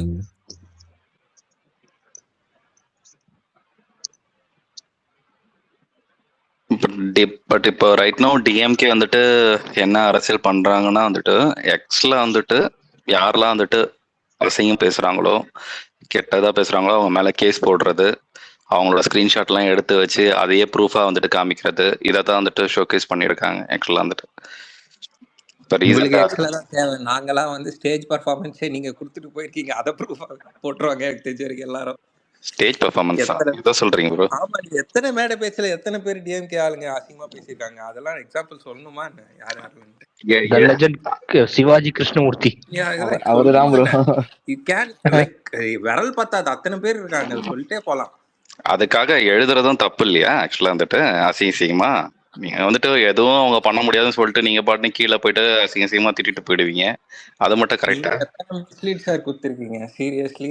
இல்ல இருக்கிற அந்த கடன் பிரச்சனைய ஆனா எத்தனை பேர் அதுக்கு முட்டு கொடுக்குறீங்க, அது எந்த விதத்துல நியாயமா முட்டு கொடுக்குறீங்கன்னு எனக்கு தெரியல சீரியஸ்லி. சில பேர்ல எதுக்கு அதுக்கெல்லாம் வந்து சப்போர்ட் பண்றோன்னே தெரியாம ஆமா இல்ல நாங்க பண்ணதா கரெக்ட் அப்படின்ற மாதிரி சில பேர் சப்போர்ட் பண்றானுங்க. ஏன்டா பண்றீங்க, அதுக்கு ரீசன் என்னன்னு பேஸ் ரீசன் என்னன்னு கேட்டா நீங்க டிஎம்கே சொல்றீங்களா அந்த கடனுக்கு முட்டு கொடுக்குறது? ஆமா சார், எல்லாரும் சொல்றாங்க வந்து எக்கானமி டபுள் ஆயிருக்கு, அதுக்கேற்ற மாதிரி தான் கடன் டபுள் ஆயிருக்குன்ட்டு. இப்ப அப்போ டிஎம்கே ஆட்சியில 8 லட்சம் கோடி கடன் வாங்கியிருக்காங்களா? புரியல. இப்போ முதல்ல 5 லட்சம் கோடின்னு சொன்னாங்க 2021 வரைக்கும். 21 to 25 வரைக்கும் அவங்க 8 லட்சம் கோடி வாங்கியிருக்காங்களா? இல்ல இன்னும் சார், 13 லட்சம் கோடி 5 லட்சம் கோடி வந்து இதுக்கு முன்னாடி இருந்துச்சு. 5 lakh crores வந்து அந்த நம்ம லாஸ்ட் 5 yearsல மட்டுமே 5 lakh crores. இது வரைக்குமே அந்த அளவுக்கு அதிகமா யாரும் வாங்கினது இல்ல. அததான் வந்து அவங்க ப்ரோ ஸ்டேட் அது பண்ணாங்க. வந்து காம்பவுண்டிங் மாதிரி தான் ப்ரோ. நமக்கு எப்படி காம்பவுண்ட் ஆகுதோ அந்த மாதிரி இன்ட்ரெஸ்ட் காம்பவுண்ட் ஆகிக்கிட்டே போகும் வாங்க வாங்க. ஏற்கனவே இருக்கிற அந்த 5 lakh crores பிளஸ் அதோட இப்போ இவங்க ஒரு 8 வாங்கியிருக்காங்கன்னா அதான் அந்த 5க்கு இப்போ 40 இப்போ 20,000 crore வந்து இன்ட்ரெஸ்ட் இருக்குன்னா இப்போ இது வாங்குறதுக்கு சேர்த்து இன்ட்ரெஸ்ட் ஏறிடும். இவ்வளவு காசு வாங்கி அடிச்சு எங்க ஒளிச்சு வச்சிருப்பானுங்க? எதை போட்டு கணக்கு காட்டுவானுங்க? எல்லாம் இதுதான் ப்ரோ. நமக்கே குழம்புது. இப்போ நேரடியா வந்து ஒரு இதுல வந்து காசு அடிக்க முடியாது. ஸோ ஃபார் எக்ஸாம்பிள் இப்போ டிரான்ஸ்ஃபார்மருக்கு ஒரு டெண்டர் போகுதுன்னு வச்சுக்கோங்க. இவங்க என்ன பண்ணுவாங்கன்னா இப்போ ஒரு லட்சத்துக்கு ஒரு டிரான்ஸ்ஃபார்மர் வாங்குனாங்கன்னா 1,30,000க்குன்னு தான் அதை வாங்குவாங்க. அது ஒரிஜினல் வேல்யூ 1 லட்சம் இருக்கும். 1,13,000 போட்டு வாங்கிட்டு அந்த 30 தான் அவங்க ப்ராஃபிட். அந்த 30ல கமிஷன் பேசி அடிச்சுக்கிறது மாதிரி. ஆமா, நேத்து கூட ஏதோ அந்த தனியார் காலேஜ்காரங்கள சொல்லிட்டு இருந்தானுங்க, இவ்வளவு நாள் டிஎம்கே எங்கிட்ட இவ்வளவு காசு வாங்கிட்டு இருந்தாங்க, ஆனா ராஜ்மோகன் அமைச்சர் வந்து எங்கிட்ட காசே வாங்காம அந்த ஃபார்மை கொடுத்துட்டாரு அப்படின்னு. CBSE school. ஆமாமா, அது நிறைய பேர் சொல்லியிருந்தாங்க ஆக்சுவலா. நிறைய பேர் அப்ரிஷியேட் பண்ணாங்க. இங்க கூட ஒரு ஃப்ரெண்டு அவங்க சன்ன சிபிஎஸ்இ தான், அவரு கூட இந்த நியூஸ் என்கிட்ட காமிச்சாரு. ஸோ இது கொஞ்சம் நல்ல மூவ் தான், நல்லா ஸ்டார்டா இருக்கு அப்படின்னாங்க. ஆனா ஒரு விஷயம் ஒண்ணுங்க, உண்மையிலே சொல்றேன், டிஎம்கே ஏடிஎம்கே இதர கட்சிகள் இவங்க தான் வந்துட்டு இந்த கவர்மெண்ட்டை நல்லா பண்றதுக்கான வழியே பண்ணுவாங்க. ஏன்னா கொஞ்சம் தப்பு பண்ணா கூட அச்சு நவுத்தி விட்டுருவாங்க. அது மட்டும் நல்லா தெரிஞ்சிருச்சு. இப்ப இவங்களால பெருசாலாம் ஏமாத்தி தப்பு பண்ண முடியாது, கண்டுபிடிச்சிருவானுங்க. இவங்களுக்கு எல்லாம் எல்லாமே தெரியும்.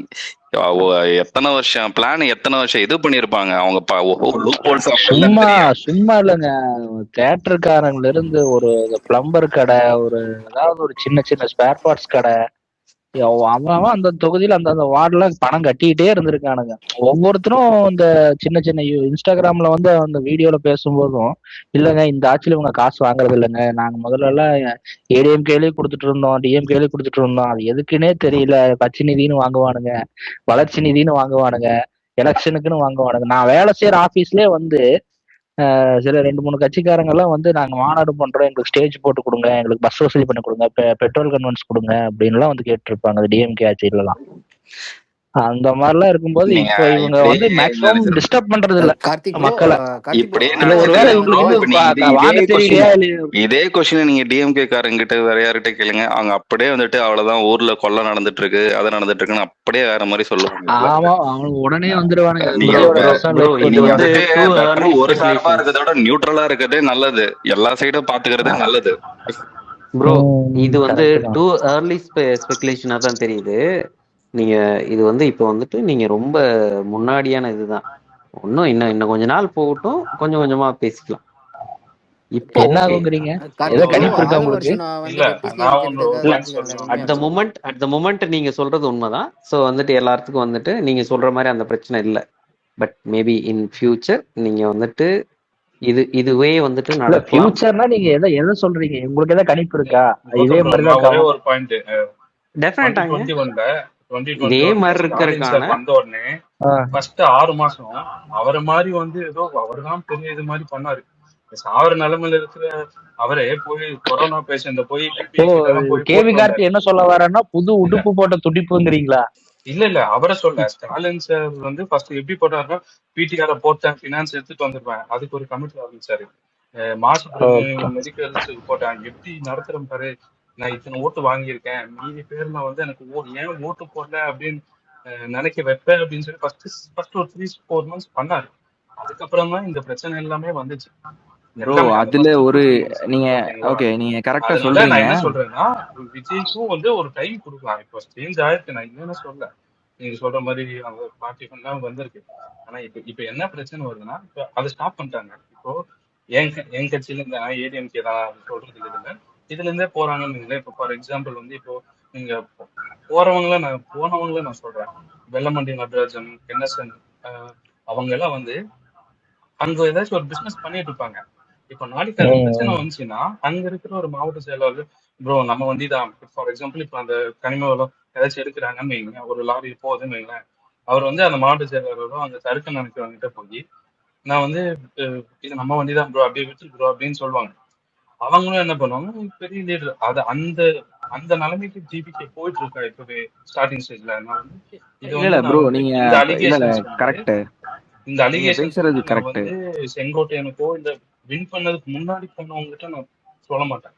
ஏன்னா அவங்க வந்து ஒரு ரிஸ்க் எடுத்திருக்காங்க லைஃப்ல, அதை நான் சொல்லவே மாட்டேன்.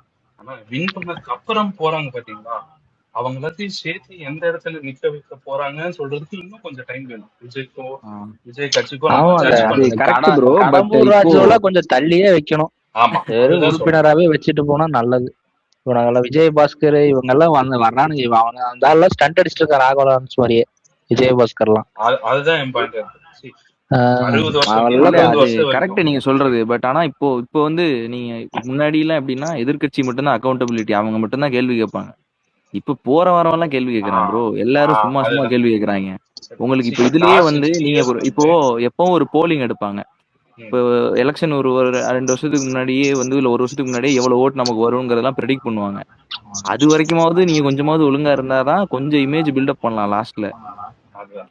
நான் என்ன சொல்றேன்னா, இவங்க வந்து தப்பு பண்ணணும்னு நினைச்சாலுமே அந்த தப்பு பண்றதுக்கான ஆப்பர்ச்சுனிட்டி வெளியே தெரியக்கூடாம அந்த சிண்டிகேட் மாதிரி செட் பண்றதுக்குள்ளேயே 5 வருஷம் முடிஞ்சிரும்னு நினைக்கிறேன். கண்டிப்பா இவங்க எல்லாம் அதுதான் பிரச்சனை. காலங்காலமா கொள்ளையடிச்சிருக்காங்க. கண்டிப்பா அதனால அதுதான் சொல்றேன், உண்மைதான். பட் ஆனா அதெல்லாம் செட் இவங்க பண்றதுக்குள்ளேயே ஆட்சி, முடிஞ்சிரும். இப்போ ஃபார் எக்ஸாம்பிள் டிவிக்கு ஆச்சு எப்படி கவரும் ஃபியூச்சர்ல அப்படின்னா வந்துட்டு ஸ்ட்ராங்கான டெசிஷன் மேக்கிங் இல்ல, போல்டான டெசிஷன் இல்ல.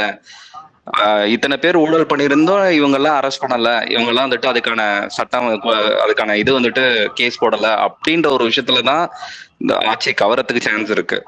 ஊழல் பண்ணாங்க இது பண்ணாங்கன்னு மேபி மைனஸ் கொஞ்சம் பர்சன்டேஜ் கம்மியா இருக்கலாம். பட் ஆனா நிர்வாகம் பண்ண தெரியல, ரொம்ப பெரிய லெவல்ல பண்ணணும் ப்ரோ. அதுதான் சொல்றாங்க. பட் ஆனா ஆட்சி கவிழ்றதுக்கான வாய்ப்பு என்ன இருக்குன்னா நிர்வாகம் பண்ண தெரியல, நிர்வாகம் பண்றதுக்கான தகுதி உங்களுக்கு இல்ல அப்படின்ற விஷயத்துல வேணா ஃபியூச்சர்ல வேணா அது வேணா ஒரு பிளஸ் பாயிண்டா இருக்கலாம், நெகட்டிவ் பாயிண்டா இருக்கலாம். டிவிக்கோட மெயின் அட்வான்டேஜ் ஓட் ஸ்கோர் கட்சியோட லீடருக்காக விழுந்ததுதான் ஓட் ஸ்கோரிங். உங்களுக்கு எல்லாமே ஃபுல்லா ஓட் கவுண்டிங் எல்லாமே அப்படிதான் விழுந்தது. அதனால இந்த பிரிக்கிறது அதெல்லாம் வந்து அவ்வளவு ஈஸியா நடக்காது. ஏதாவது பெரிய பிக் டைமா மாட்டணும், ஏதாவது பெரிய கரப்ஷன்ல மாட்டினா மட்டும்தான் வராங்களே. அதுதான் ஆர்த்தி விட்டு போட்டு இருக்காங்களே ஏடிஎம்கேல இருந்து ஒருத்தரா மாட்டினாங்கன்னா அவ்வளவுதான் ப்ரோ. அவங்களும் அதான் நான் சொல்றேன், இப்ப இவங்களும் வந்துருவாங்க கரெக்ட் தான். பட் ஆனா இப்போ உங்களுக்கு யூனிஃபைடா நீங்க அலைன்ஸ் எல்லாம் பார்த்து ஃபார்ம் பண்ணாலுமே உங்களுக்கு அப்பயும் நீங்க விஜய்க்கு தான், விஜய் நம்பி தான் அவங்க வருவாங்க. விஜய் நம்பி வர்றதும் அவங்க காசு சம்பாதிக்கிறதும் எது நடந்தாலும் சரி விஜய் அப்ரூவல் தான் இப்போ எல்லாமே. டிக்டேட்டர் மாதிரி ஆயிட்டார்ல இப்போ அவரு. நான் இப்படி யோசிக்கிறேன். இப்போ 1.25 அவர் பேசுறாரு பேசல அதெல்லாம் நெக்ஸ்ட் வாங்குறாருன்னா திங், அதெல்லாம் அந்த நமக்கு 1.25 கோடியில வந்து ஒரு கோடி வந்து அவர் ஃபேன்ஸாவோ இதாவோ இருக்காங்க. மீதி 75 lakhs வந்து ஒரு சேஞ்ச் வேணும்னு சொல்லி தான் போட்டிருக்காங்க. இந்த திராவிடியன் பார்ட்டிஸ் வந்து வேணான்னு சொல்லி போட்டவங்க தான் போட்டிருக்காங்க. ஓகேங்களா? ஃபார் எக்ஸாம்பிள் இப்போ அண்ணாமலை சப்போர்ட்ஸ் எடுத்துக்கங்க. அவங்க என்னதான் பிஜேபி இதுல ஏடிஎம்கே அலையன்ஸ் இருந்தாலும் ஒரு இப்போதைக்கு ஒரு கணக்குல அந்த 18 lakhs ரெஜிஸ்டர் பண்ணிருக்காங்களா, அந்த 18 lakhsல எத்தனை பேர் வந்து ஏடிஎம்கே பிஜேபி அலையன்ஸ் போட்டிருப்பாங்க? ஹார்ட்லி ஒரு 1 lakh 2 lakh. ப்ரோ. அவரை விட்டுறணும் ப்ரோ, அவரு வந்து அவருக்கு இன்னும் கொஞ்சம் டைம் எடுக்கும் ப்ரோ. அவர் அப்போசிஷன் ஆயிடுவாரு. பட் ஆனா அவர் 2031ல வந்தா இல்ல அவருக்கு வெயிட் உண்டு. அவரு ஈஸியா அவர் வந்து நிறைய ஆடியன்ஸ் புல் பண்ணிடுவாரு, ஓட்டு வாங்கிடுவாரு, அதெல்லாம் கரெக்ட். பட் ஆனா அவரோட ஹேண்ட்லிங் இருக்கு. அவர் பிஜேபில இருந்து இப்பதான் வெளியே வந்திருக்காரு. இப்போ ஒரு 4.25 கோடி ஓட்டு போட்டு அது யங்ஸ்டர்ஸ் ஓட்டு இருக்கு ப்ரோ. சரி நான் ப்ரோ யங்ஸ்டர்ஸ் ஓரளவு போடுவாங்க, கொங்கு பெல்ட் ஓட்டு அவர் வாங்கிடுவாரு ப்ரோ. அப்படி யோசிங்க, அதுதான் நான் சொல்ல வரேன். இப்ப அந்த ஓட்டு வந்து இந்த டைம் யாருக்கு விழுந்திருக்குன்னா விஜய்க்கு. சோ விஜயோட அந்த 1.25 கோடி வந்து நெக்ஸ்ட் டைம் இப்ப அண்ணாமலை எல்லாம் வந்துட்டாருன்னா ரொம்ப நீங்க வந்து இன்னமும் ப்ரோ, இல்ல நான் ஒரு காமன் திங் சொல்றேன் பாருங்க. இன்னமும் அண்ணாமலை தனியா கட்சி ஆரம்பிச்சாலும் நம்ம ஊர்ல ஒரு 70% பேர் அவன் பிஜேபி தான் நினைச்சிட்டு இருக்காங்க. ஓகேவா? இருக்கலாம். அதெல்லாம் பேசி சரி பண்ணிடுவாங்க. பிஜேபிக்கு எதிரா 4 கமெண்ட் அடிச்சா போதும். அங்க இருந்து 4 நாயனா ஈஸியா கொடுக்க மாட்டாரு ப்ரோ. நயனா நாங்க 4 கமெண்ட் அடிப்பாருன்னா பெரிய விஷயம் உங்களுக்கு. அப்புறம் அவர் இருக்கார்ல, அவர் இந்த எலெக்ஷனுக்கும் அடுத்த எலெக்ஷனுக்கும் என்ன போதும், அவர் யார் ஓட்டை புல் பண்றாங்கன்னு தாண்டி இப்ப விழுந்த அவர் இப்ப 1.25 கோடி ஓட்டு விழுந்த விஜய்க்கு நம்ம இளவரசர் உதயை விட அண்ணாமலை கொஞ்சம் தெளிவான பார்ட்டிஸ் பண்ணுவாரு, அந்த நம்பிக்கை எனக்கு இருக்கு. ப்ரோ கொஞ்சம்லாம் இல்ல ப்ரோ, கொஞ்சம்லாம் இல்ல, அவர் ரொம்ப ஷார்ப்பா இல்ல சொல்றேன். அண்ணாமலை எல்லாம் ப்ரோ நீங்க விஜய்னா வந்து ரொம்ப எக்ஸ்போஸ் அவரை வந்து ஆயிட்டாரு. நீங்க மீடியால வேணா டிஃபீட் பண்ணலாம். நீங்க பேச்சுல எல்லாம் அண்ணாமலை எல்லாம் அதான் எதுவுமே பண்ண சொல்றேன். முடியாது. சத்தியமா பாலிடிக்ஸ் நாலேஜ்லாம் வாய்ப்பே இல்லை bro. கூலானவர் ப்ரோ. சீரியஸ்லி நீங்க எவ்வளவு பெரிய பிரச்சனை அவர் மேல ஒரு ஸ்கேமே இருக்குன்னு நீங்க ப்ரூவ் பண்ணாலுமே அவரால் அதை கூலா ஹேண்டில் பண்ண முடியும் அந்த இடத்துல கண்ணுல பிரச்சனை. கண்ணுல விளக்கண்ண போட்டு தேடிட்டு இருக்காரு என்ன குற்றம் நடந்துட்டு இருக்குன்னு டிவிகேல. அதெல்லாம் அண்ணாமலை வந்து நம்ம உதய ப்ரோவை ஈஸியா ஆஃப் பண்ணிடுவாரு. யாரு ஏதோ புரியல? பேச ஆரம்பிச்சா தம்பி நீ ஒரு 9th டேபிள் சொல்லுப்பா அப்படின்னு ஆஃப் ஆயிடுவாரு.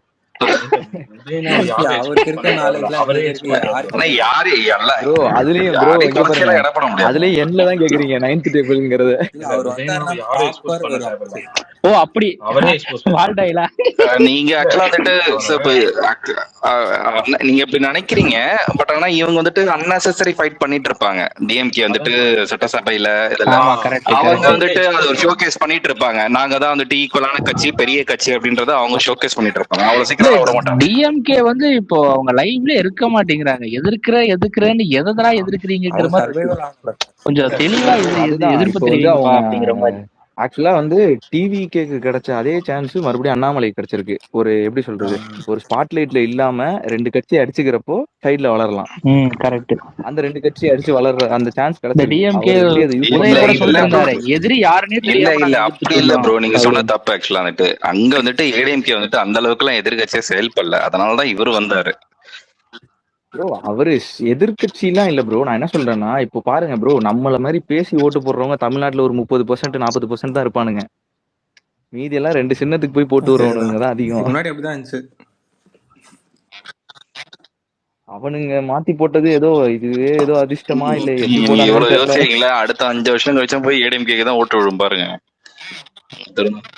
அதான் மறுபடியும் ஓட்டு போடுவாங்க கொஞ்சம் பேரு. பெருசுங்க போடுவாங்க. அந்த 60-70 வயசு இந்த ரெட்டலைக்கே போட்டு பழகிட்டாங்க. அங்க போனாலே அந்த மைண்ட் ரெட்டலைக்கே போயிடும். அந்த எம்ஜிஆர் திங்கிங், ஜெயலலிதா திங்கிங் வந்துடும். அதனால அது மனசு இருக்கு ப்ரோ. இப்போ அது இப்போ நான்லாம் வந்து டெல்டா ஆக்சுவலா தஞ்சாவூர் எங்க சைட்ல எல்லாம் வந்து ஜெயலலிதா இருந்த வரைக்கும் ஜெயலலிதாவை ஜெயிக்க வைப்பானுங்க. ஜெயலலிதா போனதுக்கு அப்புறம் டிஎம்கே ஜெயிக்க வச்சானுங்க. கரெக்ட். இப்போதான் புதுசா இந்த விசில்லாம் இப்பதான் அது ஒரு 2 தொகுதி தான். உங்க ஊர் எம்எல்ஏ பயங்கரமா பேசிருக்காரு போலியே. தஞ்சாவூர் எம்எல்ஏ சரவணன் சட்டசபையில. ஆமா ப்ரோ. ஆமா அவரெல்லாம் கொஞ்சம் முன்னாடி உட்கார வச்சிருக்கணும், போய் டாப்ல உட்கார வச்சிட்டாங்க. அவரு வேற, அவரு வந்து ஒரு 7-8 வருஷம் முன்னாடி குடிச்சிட்டு ஆடின வீடியோ எடுத்து போட்டு இவனுங்க ஐயோ அதெல்லாம் ஏன் ப்ரோ. எல்லாத்துக்கும் பர்சனல் லைஃப்னு ஒன்று இருக்கு ப்ரோ. அதெல்லாம் பிரசன்ட்ல என்ன பண்றாங்க? 7 வருஷம் முன்னாடி ப்ரோ. அவரெல்லாம் பயங்கரமா சட்டம் சும்மா இருந்தவர் ப்ரோ. அது பேசுங்க ப்ரோ. சட்டசபையில என்ன பேசினாரோ அது யாருன்னா பேசுங்களேன். சீரியஸ்லி யாருங்க அவரு சட்டசபையில இன்னைக்கு இது யாரெல்லாம் லைவ் பாத்தீங்க? சீரியஸ்லி சட்டசபை நான் பார்த்தேன். எல்லா வீடியோவும் வந்துருச்சு. கட் பண்ணி போட்டுட்டு இருக்காங்க. இப்ப சரவணன் பேசுற வீடியோ எல்லாம் வந்தது. ஆக்சுவலா வந்துட்டு அவர் எலிவேஷன் கொஞ்சம் பயங்கரமா குத்துருக்காரு. அது டிவி கேக்கு துதிப்படிதான் குத்துருக்காரு. அது தெரியுது. இருந்தாலும் வந்துட்டு 25 வருஷமா வந்துட்டு நடிகரா இருந்து நாங்க வந்துட்டு எல்லா கிராமத்தையும் நாங்க போய் சென்றடைந்தோம் அப்படின்ற மாதிரி அவங்க வந்துட்டு அதை போர்ட்ரேட் பண்றாங்க. அது என்ன சார் சீரியஸ்லி அதெல்லாம் தேவையில்லை. எனக்கெல்லாம் இன்னும் டவுட் ப்ரோ. தஞ்சாவூர்லாம் டெல்டாலாம் கோட்டை மாதிரி ப்ரோ. அவங்களுக்கு எப்படிதான் இன்னும் எனக்கு நம்பவே முடியல ப்ரோ. கும்பகோணம்லாம் ப்ரோ 30 வருஷம் ப்ரோ. 30 வருஷம் ஜெயிச்சாங்க. அன்பெல்லாம் அவர்லாம் இன்னமும் இந்த வாட்டி அவர் தான் ஜெயிக்க வேண்டியவர்னு நினைச்சிட்டு இருந்தேன். நல்லா ஜெயிச்சுட்டாரு அவ்வளவுதான். ராஜா நான் ஆக்சுவலா மன்னார்குடி. எங்க தொகுதி வந்து ராஜா ஜெயிக்க வேண்டியது.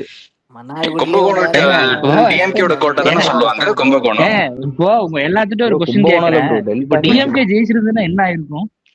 என்ன ஆயிருக்கும்? Back to normal. அவ்வளவுதான். நம்ம இதெல்லாம் பத்தி பேசியிருக்க மாட்டோம். அவங்க ஜெயிச்சிருந்தாங்கன்னா மன்னராட்சி ஆயிருக்கு.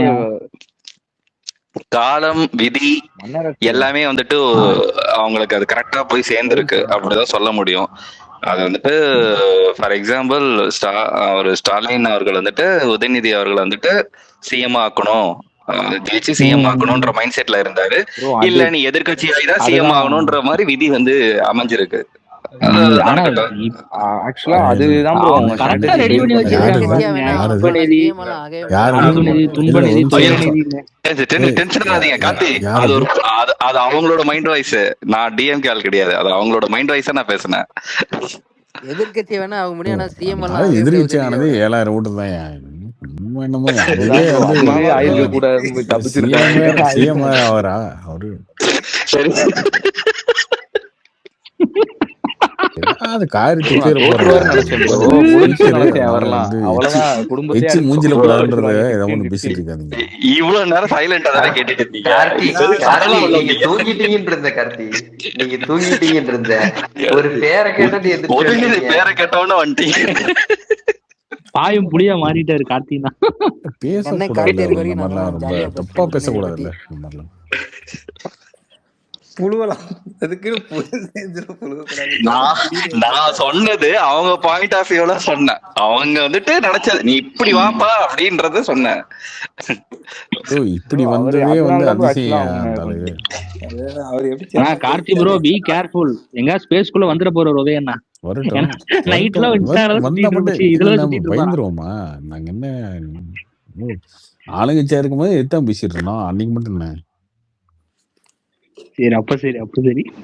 இல்ல நம்ம என்ன அவங்க திமுக ஆட்சியில இருக்கும்போது மட்டும் நம்ம என்ன இல்ல பயந்துகிட்டு ஐயோ அவங்க அப்படி ஜென்சி இப்படின்னு எல்லாம் புதுசா வந்திருக்காங்க, அப்ப சொல்லுங்க. மாறு வேடத்துல உள்ள ப்ரோ உலாத்திட போறாங்க. ஜென்சின்னு போட்டு ஏங்க அண்டர் அவங்க ஜென்சின்னு என்னைக்குமே அண்டர் அவங்களுக்கு பார்ட்டி ஏங்க அவங்க ஜென்சி, அப்ப நாங்களாம் என்ன ப்ரோ? ஒரு மனுஷனோட செயலுக்கு மரியாதை, ஓகேவா? அவங்க வந்து நல்லது செஞ்சா நல்லது, அவங்களுக்கு மரியாதை. கெட்டது செஞ்சா யாரா இருக்கட்டும், அவன் மன்னர் பரம்பரையில இருந்து பிறந்த ராஜா சோழனா கூட இருக்கட்டும், யாருன்னா யாரு அவன்தான் கேள்வி. உதயநிதி ஸ்டாலின் புதுசா சரியில்லாத ஒரு கிளம்பி ஆள், இருக்கானுங்க ஒரு தப்பான ஆள், ப்ரோ. நான் அவனுக்கு உதயன் தம்பி மரியாதையே ப்ரோ. கிடையாது. உதயநிதி ஸ்டாலினுக்கு எந்த ப்ரோ காலத்துலயும் மரியாதை கிடையாது. ராஜராஜன் சோழனை போய் உதயநிதியோட கம்பேர் பண்ணாங்க ப்ரோ. இல்லைங்க, அப்படி இருந்தா கூட நம்ம மரியாதை கிடையாது. நம்ம கிட்ட வந்து மரியாதை கொடுக்க வேண்டிய அவசியமே கிடையாது. ஏன்னா ஒரு தப்பான ஆளு, தப்பான கூட்டத்தை வச்சுக்கிட்டு தப்பான ஒரு வேலை பார்த்துட்டு இருக்க ஒரு ஆளு, அதனால நம்ம இது பண்ண வேண்டிய அவசியமே ப்ரோ கிடையாது. அது அவங்க நேச்சுரல் ஆக்கிட்டாங்க ப்ரோ, அவங்க அந்த தப்புங்கிற விஷயத்த ரொம்ப சகஜமாக்கிட்டாங்க. சகஜமா நம்மளும் திட்ட வேண்டியது அவனுங்க. இல்ல ப்ரோ, கேஷுவலா அரசியல்வாதினா காசு அடிப்பான், அரசியல்வாதினா என்ன வேணா பண்ணிப்பான் அப்படிங்கிற மாதிரி அந்த மைண்ட் செட்டை கொண்டு வந்துட்டாங்க. நம்ம அது வெக்கமா பேரண்ட்ஸுக்கு இல்லையா? ஈஸியா யோசிச்சு வந்துருச்சு, பாருங்களேன், என்ன நம்மளாலதான் அதை இருக்கு? ஏத்துக்க நீ முடியல. ப்ரோ சும்மா இல்ல ப்ரோ, நீ கையில என்ன பண்ண கட்டி போற? இருக்கிற வாட்சோட சம்பாதிச்சு என்ன ரேட்டை பண்ண கேளுங்க, போற? 30 சம்பாதிச்சு என்ன லட்சம் பண்ண போற? 40 லட்சம். அதெல்லாம் ஒரு ஃபேமிலி செட்டில் பண்ற காசு இப்ப எல்லாம். ஏங்க டாட்டா வந்து இப்ப இந்தியாலயே மிகப்பெரிய பணக்காரருங்க. ஒரு கட்டத்துக்கு மேல ஒரு சம்பாதிச்சதுக்கு அப்புறம் ஒரு பணம் சம்பாதிக்கலாம் தாண்டி ஒரு சிந்தனை வருதா இல்லையா? என்ன வருது? ஓகே ரைட், நம்ம ஏன் இவ்வளவு பணம் சம்பாதிக்கணும்? ஓகே நம்ம ஏதோ ஒண்ணு பண்ணுவோமே, கொஞ்சம் மக்களுக்கு பெனிஃபிட்டா ஏதோ ஒண்ணு கொடுக்குமே அப்படின்னு ஒரு சிந்தனை வருது. ப்ரோ அட்லீஸ்ட் அது எவ்வளவு வருது இல்ல? இருக்குன்னா ஒரு அந்த மாதிரி ஏன் இவ்வளவு ஸ்காலர்ஷிப் எவ்வளவு கொள்ளடிக்கிற நீ? கொடுக்குறாங்க ஒரு வருஷத்துக்கு? கொள்ளடிச்சு என்ன பண்ண போற? நீ அடிக்க வச்சுட்டு வந்து உன் சமாதியா கட்ட போற நீ? அந்த காசெல்லாம் வச்சு கட்டுக்கட்டா பணத்தை வச்சு அடுக்க போறீங்க? அதெல்லாம் கிடையாது இல்ல. நீ அங்க நல்லது பக்கத்துல செய்யறது இடம் இல்ல, வாங்கிடலாம் நீ நான், வந்து மெரினால இன்னொரு கெட்டது இடம். செய்வான்னு யோசிச்சிருந்தாலே போதும். நீ அதையே செய்ய விரும்பலையே நீ? அதையே செய்ய விரும்பாத ஒரு ஆளு, இத்தனைக்கும் நீ போராடி அரசியலுக்கு வரல, நீ கஷ்டப்பட்டு அரசியலுக்கு வரல, நீ சும்மா வந்து கேக் வாக்கு, அவ்வளவுதான். நான் வந்த எம்எல்ஏ, அதுக்கப்புறம் மினிஸ்டர், அதுக்கப்புறம் டெபுட்டி சிஎம், அதுக்கப்புறம் சிஎம் ஆகலாமா இல்லையான்னு அந்த இடத்துல இந்த எலெக்ஷன்ல ஜெயிச்சிருந்தா குறுக்க சிஎம் கவுசி அப்படிதான் போட்டாரு. இருக்கும். ஆனா கடைசி வரைக்கும் நீ வந்து இந்த இடம் கிடைச்சிருக்கே, நம்ம மக்களுக்கு ஏதாவது செய்யணும்னு யோசிக்காம, சும்மா ஒரு 4 பேர்த்த வச்சுக்கிட்டு இந்த 4 பேத்துக்கு நல்லது செஞ்சா போதும்னு நினைச்சுக்கிட்டு இருந்தா, எதுக்கு உன்னையும் ஒரு ஆளா மதிக்கணும் நாங்க? லாஸ்ட் டைம் வந்துட்டு ஆதவ் வந்துட்டு சொன்னாரு ரெட் ஜெயிண்ட் எல்லாம் இனிமே வராதுன்னு. அண்ணனுக்கு ஈகோ ட்ரிப் ஆயிடுச்சு போல. கட்டா குஸ்தில ரெட் ஜெயிண்ட் தான் வெளியிடுன்னு இல்லைங்க, நான் என்னைக்குமே அந்த வார்த்தை சொன்னது இல்லைங்க. ரெஜெண்ட் படம் எடுக்க கூடாது நம்ம சொன்னதில்ல. எல்லா படத்தையும் ரெஜெண்ட் எடுக்கிறது மட்டும் தான் நம்ம பிரச்சனை பேசிட்டு இருக்கோம். நான் என்னைக்குமே வார்த்தையை மாத்தினே கிடையாது. ரெஜெண்ட் படம் பண்றதுக்கு தகுதியான கம்பெனி தான். அவங்க வந்து கணக்கு ஏமாத்தல, அது முன்னாடி சொல்றேன், கணக்கு ஏமாத்தல, எதுவும் பண்ணல. அவங்க படம் பண்ணட்டும், படம் வாங்கட்டும், படம் ரிலீஸ் பண்ணட்டும். ஓகே, 100 படம் வருதா, 50 படம் அவங்க பண்ணிட்டோம், அது பிரச்சனையே கிடையாது. 100க்கு 100மே நீங்க தான் பண்ணுவேன். நான் சொல்ற தேட்டர்ல, நான் சொல்ற ஸ்கிரீன்ல அந்த படம் தான் ரிலீஸ் ஆகணும்னு சொல்றது மட்டும் தான் இங்க பிரச்சனை. அதை தவிர எந்த பிரச்சனையும் கிடையாது. ரெஜெண்ட் படம் வந்து 100 படம் ரிலீஸ் பண்ணிட்டோம், அதை பத்தி நம்ம கேள்வி கேட்க போறது இல்ல. அதை பத்தி கேள்வி நம்ம கிடையவே கிடையாது. அதை மட்டும் தான் வெளியே கேட்கிறோம். கார்த்திக் ப்ரோ எப்படியும் ஒரு 15-20 வருஷம் இருக்குமா ப்ரோ ரெட் ஜெயிண்ட்டுக்கு? 15-20 வருஷம் ஆண்டிருப்பாங்களா? இப்ப செண்பகமூர்த்தியில என்ன பண்ணிட்டு இருப்பாருன்னே தெரியல. குருவி தான் ஃபர்ஸ்ட் படம். அவங்க படம் ரிலீஸ் பண்ணிட்டுதாங்க இருக்காங்க, ஒன்றும் தப்பு இல்லைங்க. அது பண்ணட்டும் ப்ரோ, பிஸ்னஸா அதை பண்ணட்டுங்க, அது யாரும் தப்பு சொல்ல மாட்டாங்க. ஓகேவா? இப்போ எடப்பாடி பழனிசாமி இருக்காரு இல்லையா, அவர் சிஎம்மா இருந்தாரு, அதுக்கப்புறம் எதிர்கட்சி தலைவர் ஆனாரு, இப்போ எதிர்கட்சி தலைவர் கூட இல்லை, எம்எல்ஏ தான் இருக்காரு. ஆனா, அவரு பிசினஸ் பண்ணிட்டு தான் இருப்பாரு. அவரு ஏதோ ஒரு பிசினஸ் பண்ணிட்டுருப்பாரு. ஒரு விவசாயம் பண்ணுவாரு. இல்ல ஒரு ஒரு குவாரி நடத்துவாரு. ஒரு மில் நடத்துவாரு. ஏதோ ஒண்ணு பண்ணுவார்ல. அது யாருமே தப்பு சொல்ல முடியாது. அது அவருடைய விருப்பம். அத நடத்தட்டும். அவ்வளவுதான். விஜயன் வந்து நடத்துறாரு. உதயநிதி ஸ்டாலின் தாராளமா நடத்தணும். இனிமே நடத்துறோம். யாரும் நடத்துறோம். நீ மத்தவங்கள போட்டு தொல்ல பண்ணாம இருந்தீங்கன்னா பிரச்சனை இல்ல. அதான் அதிகாரத்த யூஸ் பண்ணி. அதிகாரத்த யூஸ் பண்ணி பண்ணும்போது தான் நமக்கு கோவம் வருது. அதுக்கு தான் கேள்வி கேட்கிறோம் அவ்வளவுதான். அதுவுமே நம்ம பெனிஃபிட்லாம் ஒண்ணும் கிடையாது. நமக்கு பர்சனலா வந்து இவங்கள திட்டுனா நமக்கு ஏதாவது அதெல்லாம் கிடையவே கிடையாது. கண்ணுக்கு முன்னாடி ஒரு தப்பு நடக்குது. அந்த தப்பு கேட்கணும் அவ்வளவுதான். அப்படிதான் கேட்கறது எல்லாத்தையும். சரி கார்த்தி ப்ரோ அட்லீஸ்ட் அது நம்ம கேட்கிற அளவுக்காவது நம்ம இருக்கோம் இல்லையா? நம்ம சோசியல் மீடியால வந்து இப்போ அத கூட கேட்க மாட்டோம் அப்படின்னா என்ன அர்த்தம்? நீங்க சொன்னீங்களே என்னங்க விஜய் தப்பு பண்ணலையா? விஜய் கேள்வி கேட்க மாட்டீங்களா? அப்ப கூட நமக்கு கொஞ்சம் சின்ன சின்ன விஷயங்கள் உறுத்தும். Okay right. இப்பயும் நம்ம பேசுவோம்ல. இப்ப யோசிச்சு பார்த்தீங்கன்னா, எங்க டிவிகேல நீங்க நினைக்கிறத விட அதிகமான பழக்கம் இருக்கு. நீங்க நினைப்பீங்க, என்னங்க இவரெல்லாம் உங்களுக்கு பழக்கமா? அப்படின்னு. ஸோ இப்போ உங்களுக்கு தெரிஞ்சிருக்கும்னு நினைச்சுக்கோங்க. ரீசென்ட் டைம்ஸ்ல தெரிஞ்சிருக்கும். அதுக்கு முன்னாடி ஆமா, என் எல்லாத்துக்கும் கல்யாணத்துக்கு போட்டோ அப்புறம் எடுப்பீங்க. என் கல்யாணத்துக்கு அப்புறம் உங்களுக்கு தெரிஞ்சிருக்கும். நெறைய பேர் எனக்கு என்ன பழக்கம், யார் யார் யார் பழக்கம்னு உங்களுக்கு தெரிஞ்சிருக்கும். பட் அதுக்கு முன்னாடி தெரியாது. ஆனா இதுக்கப்புறம் இப்ப தெரிஞ்சிருக்கும்னு வச்சுக்கோங்களேன். எனக்கு யார் யார் பழக்கம், எந்தெந்த கட்சியில இருக்கிறேன். ஆனா அப்பயுமே கூட சில சம்டைம்ஸ் வந்து இந்த எந்த கட்சியா இருந்தாலுமே நம்ம வந்து, ஆமா ஒரு தப்பு பண்ணீங்கன்னா தப்ப எடுத்து கேட்குறது பேசி தானே ஆகணும். இப்ப அந்த இடத்துல நம்ம இருக்கணும்ல, பேசி தானே ஆகணும் அப்படின்னு நம்ம பேசுறோம்ல. அதுவா இருக்கணும் இல்ல. Eligible candidate bro politics Karthi ஆனா நீங்க டிசம்பருக்குள்ள சொன்னீங்கல்ல வந்துருங்க. ஒரு ஒரு உதயநிதி வந்துட்டு முன்னாடி இருந்த தலைமுறையிலயும் பண்ணாங்க அப்படின்னு. அட்லீஸ்ட் சொன்ன மாதிரி நீங்க சொன்ன மாதிரி இவர் இந்த ஜென்ரேஷனை புரிஞ்சுக்கிட்டாச்சும் இந்த ஜென்ரேஷன்ல அவரோட பாலிடிக்ஸ் ஆச்சும் கொஞ்சம் அட்லீஸ்ட் கொஞ்சம் நேர்மையா வாய்ப்பே இல்ல, அதாவது வாய்ப்பே இல்ல. தாராளமா மக்களுக்கு பண்ணலாங்க. இதெல்லாம் நீங்க யோசிச்சு பாருங்களேன். பண்ணியிருக்கணும் தாராளமா பண்ணிருக்கலாங்க. இவங்க யோசிச்சு பாருங்க. இப்போ விஜய் நாலு இருக்காரு. 5 வருஷத்துலயே பண்ணிருக்கோம். விஜய் வந்து ஒரு ஹீரோவா இருந்து வராரு. ஒரு ஹீரோவா இருந்து ஜெயிச்சு சிஎம் ஆறாரு. ஓகேவா? அவருக்கு சிஎம் ஆகும்னு அவர் பெருசா நினைச்சிருப்பாரு இல்லையான்னு நமக்கு தெரியாது. பட் அவர் நம்பினாருன்னு வச்சுக்கோங்களேன். அவர் நம்பினார் நம்ம சிஎம் ஆறலான்னு. அதனாலதான் அதிமுக கிட்ட 117 டீல் பேசினாரு அவரு. 117 கொடுங்க, 117 நீங்க நில்லுன்னு பேசினாரு. அவருக்கு அந்த கான்ஃபிடன்ட் இருந்துச்சு. பட் அந்த கூட இருந்தவங்களுக்கு இருந்துச்சா? மத்தவங்களுக்கு இருந்துச்சா? எம்எல்ஏ வந்தவங்களுக்கு இருந்துச்சா? ஏன்னா அவங்க கட்சியில வந்து எம்எல்ஏ கேண்டிடேட்டா கூப்பிடும்போது நிறைய பேர் போய் நிக்கல. ஸோ அதெல்லாம் இருந்துச்சு. பட் அதை தாண்டி ஒரு மக்கள் ஓட்டு போட்டாங்க, ஜெயிச்சிட்டாங்க. ஓகே. இப்போ வந்து விஜய் வந்து ஓகே. திமுக வந்து இவ்வளவு திருந்தாங்கல்ல. திமுக 20% வாங்கினாங்க கமிஷன். நம்ம ஒரு 10% வாங்கணும். அப்படி நினைக்கலையே விஜய். விஜய் என்ன நினைக்கிறாரு? ஓகே. நம்ம லக்ஸரியா வாழ்ந்தோம் இது வரைக்கும். மக்கள் நம்ம படத்தை பார்த்தாங்க. நமக்கு 100 கோடி 50 கோடி சம்பளம் வந்துச்சு, எல்லாம் வந்துச்சு. ஓகே. இதுக்கப்புறம் மக்களுக்கு ஏதாவது ஒன்று செய்யணும் அட்லீஸ்ட் நினைக்கிறாருல. அது வந்து ஃபாலோ பண்றாரு, பண்ணல. அதெல்லாம் ஃபியூச்சர்ல பார்ப்போம்னு வச்சுக்கோங்களேன். ஃபியூச்சர்ல அதுக்கான விமர்சனம் இருக்கும். ஒருவேளை செய்யலைன்னா விமர்சனம் இருக்கும். இப்பவே செய்யலைன்னா ஆக்சுவலா அந்த விமர்சனம் இருக்கும். செஞ்சாருன்னா பாராட்டு இருக்கும்.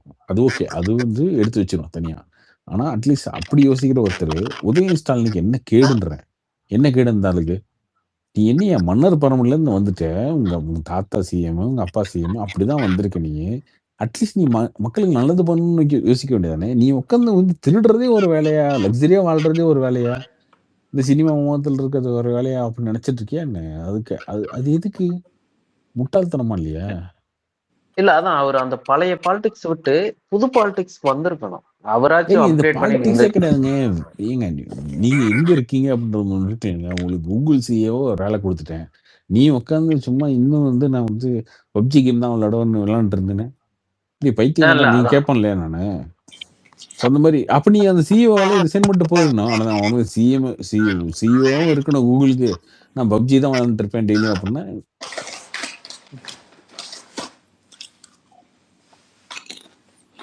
அத அவர் யாரு கரெக்ட் நீ? பண்ணியிருந்தாருனாலே இப்போ அதான் சொல்றேன். ஓரளவுக்கு அவங்க ஸ்ட்ராங்கா இருந்திருக்கலாம். எவ்வளவு பெரிய பொறுப்பு உங்க கை கிடைச்சது கோவிட் டைம்ல. எடப்பாடி பழனிசாமியும் ஒரு வீக்கான லீடர் உங்களுக்கு எதிரில இருந்து அழகா ஒரு ஆட்சி நடந்திருக்கலாங்க. நீங்க இங்க பாருங்க, உலகம் ஃபுல்லாவே எங்கேயுமே ஆஃப்டர் கோவிட் வந்து இந்தியால நடந்த எந்த எலெக்ஷன்லயும் ஆட்சி பெருசா மாறலைங்க. ஆட்சியே மாறலைங்க. இந்தியால ஆஃப்டர் கோவிட் வந்து எடுத்து பார்த்தீங்கன்னு வச்சுக்கோங்களேன், மோஸ்ட்லி எங்கேயும் ஆட்சி மாறல. பிஜேபி ஸ்டேட்ல எல்லாம் பிஜேபி திரும்பி ஜெயிச்சது. ஜார்க்கண்ட்ல திரும்ப முக்தி மோர்ச்சா ஜெயிச்சது. எல்லா இடங்களையுமே தான் நடந்திருக்கு. இவனுங்க மட்டும்தான் கேடு கெடுத்தனமா தோத்துருக்கானுங்க. இன்னொன்னு கம்யூனிஸ்ட் கேரளால. ஓகே. அவங்க 10 வருஷம் ஆண்டுட்டாங்க. அதனால தோத்தாங்க. அது 10 வருஷம் ஆன்டி கம்பன்சின்றது ஓகே. அது 10 வருஷம் ஆண்டதுக்கு அப்புறம் ஒரு கட்சி தோக்கறது ஓகே. இவனுங்க மட்டும்தாங்க தோத்துருக்கானுங்க இந்த மாதிரி. இல்ல மம்தா பானர்ஜி தோத்துருச்சுல. ஆனா நல்ல சான்ஸ் ஏங்க இருந்துச்சு ப்ரோ. மம்தா 15 வருஷம் கடனும் இருந்தாங்க, அதிகம் இல்ல. 15 வருஷம் இருந்தாங்க, 15 வருஷம் ஓ தோத்தாங்க. 15 வருஷம். Okay okay. Correct correct. இவங்களுக்கு ஆனா நல்ல சான்ஸ் இருந்துச்சு. இவங்க ஆனா யூஸ் பண்ணிக்கல. இவங்க அதான் ரெண்டு விஷயம் அவங்க வேலையை காட்டிட்டாங்க எப்பவும் போல. என் கருத்து ரெண்டு விஷயம் இந்த எலெக்ஷன்ல தெரிஞ்சது நல்ல விஷயம். என்னது பிரச்சனை இருக்கு. ஒண்ணு, இந்த ஓட்டுக்கு பணம் கொடுத்து யாரோ பேசுறாங்க ஜெயிக்க கேட்கவே முடியல. மாட்டேங்குது. இல்ல அது எக்கோ ஆகுது, யாருதோ ஏன் ப்ரோ ஒருத்தருதுல. நீங்க 5 வருஷத்துல கூட கிடையாது ப்ரோ. 2024 உங்களை நம்பி மக்கள் ஓட்டு போட்டாங்க இல்லையா? 2024 மோடியா ராகுலான்னு எலெக்ஷன் நடக்கும்போது ராகுல் காந்தியும் சரி மோடியும் சரி இங்கே கிடையாது. ஸோ இங்கே திமுக அதிமுக so NDA alliance BJP Annamalai தலைமை அலைன்ஸ் இருந்துச்சு. அந்த எலெக்ஷனில் வந்து கிட்டத்தட்ட நீங்கள் வந்து 44% ஓட்டு எடுத்து ஜெயிச்சிட்டிங்க அப்படின்னும்போது நீங்கள் 2 வருஷத்துல வந்து 44%ல் வந்து பாதி ஒரு கிட்டத்தட்ட 12% மேலே விட்டுட்டு போறீங்க. 13% விட்டீங்களா, 31% ஓட்டு எடுக்கிறீங்க அப்படின்னா 2 வருஷத்துல என்ன மாற்றம் நடந்து போச்சு? நீங்க சொல்லுவீங்க திரைக்கவர்ச்சி, அது வந்து இன்ஸ்டாகிராம் ரீல்ஸ். என்னைய இதையே காரணம் சொல்லிட்டா என்ன அர்த்தம்? பெட்டர் வேற ஆப்ஷன் ப்ரோ. பாயிண்ட் கிடைக்கல ப்ரோ. அதான் உண்மை. எக்ஸாக்ட்லி அதான் பாயிண்ட். அவ்வளவுதான். உன்னைய பிடிக்கல, பெட்டர் ஆப்ஷன் தான். உனக்கு ஓட்டு போட பெட்டர் ஆப்ஷன் இல்ல. விஜய்னு ஒருத்தர் வந்தாரு, நான் போட்டேன், அதான் ஆக்சுவலா உண்மை. அவ்வளவுதான். எக்ஸாக்ட்லி அதான் பாயிண்ட். அது ஆக்சுவலா ஏன் தனியாவே அண்ணாமலை உங்களுக்கு இதுல புரியல? நின்று இருந்தா கூட அவர் ஏங்க இன்னும் கொஞ்சம் ஜெயிச்சிருப்பாரு. இந்திய அலைன்ஸ் நின்று இருந்தாலே இந்திய அலைன்ஸ் 10% மேல ஓட்டு வாங்கியிருக்கீங்க. அண்ணாமலை தலைமையில் வாங்கியிருந்தாலும் அவங்களும் வாங்கியிருப்பாங்க. வாங்கியிருப்பாங்க. ஆக்சுவலா இவங்க வந்து எப்படி டேக் இட் ஃபார் கிராண்டட் மாதிரி எடுத்துக்கிட்டாங்க இத. நம்ம தான் எல்லாம் பண்ணிட்டோமே, என்னங்க காம்படிஷன் இல்ல, பண்ணானுங்க? யாரும் பேச அதான் மாட்டாங்க. இங்க என்னங்க பண்ணானுங்க? ப்ரோ இல்ல திரும்ப ப்ரோ, திரும்ப நான் திரும்ப திரும்ப நார்மலா சொல்றேன் ப்ரோ. திரும்ப இவங்க திரும்ப திரும்ப திரும்ப கீழ்த்தரமான இந்த ஒரு பதில் இருக்கு. நாங்க 1000 ரூபாய் கொடுத்தல எங்களுக்கு ஓட்டு போடல. நான் ஏன்டா ஓட்டு பண்ண உனக்கு? அதுதான் நீ என்ன கை காசை கொடுத்த? நீ கை காசை கொடுத்த? கையில அதுதான் இருந்து ப்ரோ. காசு அவங்க போட்டு கொடுத்தியா? நீ என்ன உழைச்சு அதான் ப்ரோ, உழைச்சு இந்த தடவை சம்பாதிச்சு கொடுத்த? வாங்கிட்டு இவனுங்க நீ ஸ்கேம் வந்து பண்ணிட்டானுங்க. கடன் எப்பவும் வாங்கி அவங்க கொடுத்தடா. ஸ்கேம் பண்ணுவானுங்க. கடன் வாங்கி நாட்டை கடனாக்கி தமிழ்நாட்டுக்கே கடன் மேல வாங்கி 10 லட்சம் கோடிக்கு மேல கடன் வாங்கி அந்த காசுல இருந்து எடுத்து 1000 ரூபாய் கொடுத்ததுக்கு ஒரு பெரிய பிச்சு பேசிக்கிட்டு அதுக்கு விளம்பரம் வந்து கொடுத்துட்டு போனாங்க. 100 கோடிக்கு மேல விளம்பரம் கொடுத்துருப்பானு 6 மணிக்கு அங்கிள் வந்துருவாரு. 100 5,000 கோடிக்கு ரூபாய் மேல போட்டு விளம்பரம் 6,000 கொடுத்துருப்பானுங்க அந்த 1000 ரூபாய் கொடுத்ததுக்கு. இப்போ நீங்க இதெல்லாம் பண்ணிட்டு ஏர்போர்ட் டு அரும்பாக்கம் வரையும் மெட்ரோக்கு கீழே ஆட் இருக்கும் பாருங்க, பார்த்துட்டே இருக்கணும். போற வழியெல்லாம் இருக்கும். ப்ரோ ஆக்சுவலா இப்போ அது உண்மையா ப்ரோ? அந்த போஸ்டர் பிரிக்க விட்டதெல்லாம் அதெல்லாம் உண்மைதான். கரெக்டா அது? எது ப்ரோ? எனக்கு புரியல. இல்ல அதெல்லாம் actually நல்ல போஸ்டர்ஸ்லாம் விஷயம். இந்த மெட்ரோ பிரிட்ஜஸ்ல அங்கங்க ஒட்டியிருந்தாங்கன்னா அதெல்லாம் எடுத்து விட்டாங்க. லைக் ப்ரெஷர் வாட்டர் போட்டு எல்லாத்தையுமே க்ளீன் பண்ணாங்க. ஆக்சுவலி அது நல்ல ஆமா விஷயம் தான். ஆமா. இல்ல அது முன்னாடியே பண்ணிருக்காங்க. ஒரு டைம் ஏற்கனவே ஒரு ஏடிஎம்கேபிலே நடந்திருக்கு. சென்னையிலாம் போஸ்டர் ஒட்டக்கூடாதுன்னு. இப்போ ஆனா நம்ம அவங்க மீதி கமிஷனர் பேர் யாருன்னா ஒருத்தர் வந்து வராங்கன்னா அந்த பண்ணியிருக்காரு. பேனர் ஓட்டுறதெல்லாம் இருந்துச்சுல ப்ரோ. இப்போ வந்து இப்போ சென்னையில வந்து புதுசா வந்திருக்கவங்க வந்து கமிஷனர் யாரோ ஒருத்தர் அதெல்லாம் பண்ணவே கூடாதுன்னு சொல்லியிருக்காரு அப்படின்னு கேள்விப்பட்டேன். கமிஷனர் ஃபாலோ பண்ண ஓகே சவுக்கு தான். சங்கர் அருண் மேல ஏதோ போட்டிருக்காராமே. அதெல்லாம் தெரியாது எனக்கு. அது ஃபாலோ பண்ண நல்ல விஷயம் தான். ஓகே. அது அவரு இப்ப பர்சனலா பண்ணதுனாலயா என்னன்னு தெரியல. ஆனா சம்திங் நீங்க அதை ஃபாலோ பண்ணிட்டு போஸ்ட் ஓட்ட மாட்டேன்னு சொல்லிட்டு சும்மா வந்து தளபதிக்கு வாழ்த்துக்கள், தளபதி பிறந்தநாள் வாழ்த்துக்கள் நாளைக்கு ஒட்டிங்கன்னு வச்சுக்கோங்களேன், அப்புறம் நம்மளே கடிச்சு கொண்டுருவோம்னு வச்சுக்கோங்க உங்களை. அவ்வளவுதான் ஒட்டிடுவானுங்க ப்ரோ நாளைக்கு. இல்ல ப்ரோ, இப்ப நான் ஒட்டினதெல்லாம் பார்த்தேன். நுங்கம்பாக்கத்துல எல்லாம் ஒட்டிதான் இருந்தது. ஆமா. அப்போ நீங்க வந்து நிறுத்தணும்னா எல்லாத்தையும் நிறுத்தணும். நீங்களே அப்புறம் திரும்ப திமுக நடந்துக்கிட்டீங்கன்னா அப்புறம் திமுக மாதிரி தான் உங்களுக்கு திட்டு விழுவும். திமுக எப்படி கடிச்சு கொடுத்துடணுமோ அந்த மாதிரி தான் உங்களுக்கு கடிச்சு கொடுத்துரும். நுங்கம்பாக்கம், மீனம்பாக்கம் அந்த பிரிட்ஜ் எல்லாம் ஒட்டிதான் இருக்கு. ஒரு இடத்துல பெருசா இருக்கு. ஏன் ப்ரோ இப்போ இந்த ஏர்போர்ட் இப்போ இங்க வந்து திருப்பி ஏர்போர்ட் அஃபிஷியல்ஸ்லாம் பேசிட்டு இருக்காங்களே உண்மையா? லைக் அது திருப்பி அது பண்ணி தான் ஆகணும். எக்கனாமி இன்க்ரீஸ் பண்ணணும்னா கொஞ்சம் ஆகணும். பரந்தூர் ஏர்போர்ட் வரணுன்றது நம்ம வந்து முதல்ல இருந்து சொல்றதுங்க. ஏர்போர்ட் கண்டிப்பா வந்துதான் ஆகணும் அப்படின்னு சும்மா உங்களுக்கு நீங்க வந்து பொலிட்டிக்கலா ஒரு விஷயத்த வந்து ஃபர்ஸ்ட் பண்ணிட்டீங்க, ஃபர்ஸ்ட் ப்ரொடெஸ்ட்ல வந்து கலந்துட்டீங்க அப்படின்றதுக்காக அந்த பர்சனல் ஈகோக்காக விஜய் இந்த தப்பான முடிவு எடுத்தாரு அப்படின்னா அது தமிழ்நாட்டுக்கு பண்ற ஒரு துரோகம் தான். ஆமா, லைக் அதுதான் லைக் அவங்க ஸ்டாட்டிஸ்டிக்ஸ் காமிக்கிறாங்க 17 மில்லியன் ஏறிச்சு. ரொம்ப தப்பு, ரொம்ப தப்பான விஷயம். ஏன் கருத்து இதெல்லாம் இவங்களோட போர்ட்ஃபோலியோல இருக்குல்ல இப்ப டவுன் த லைன்.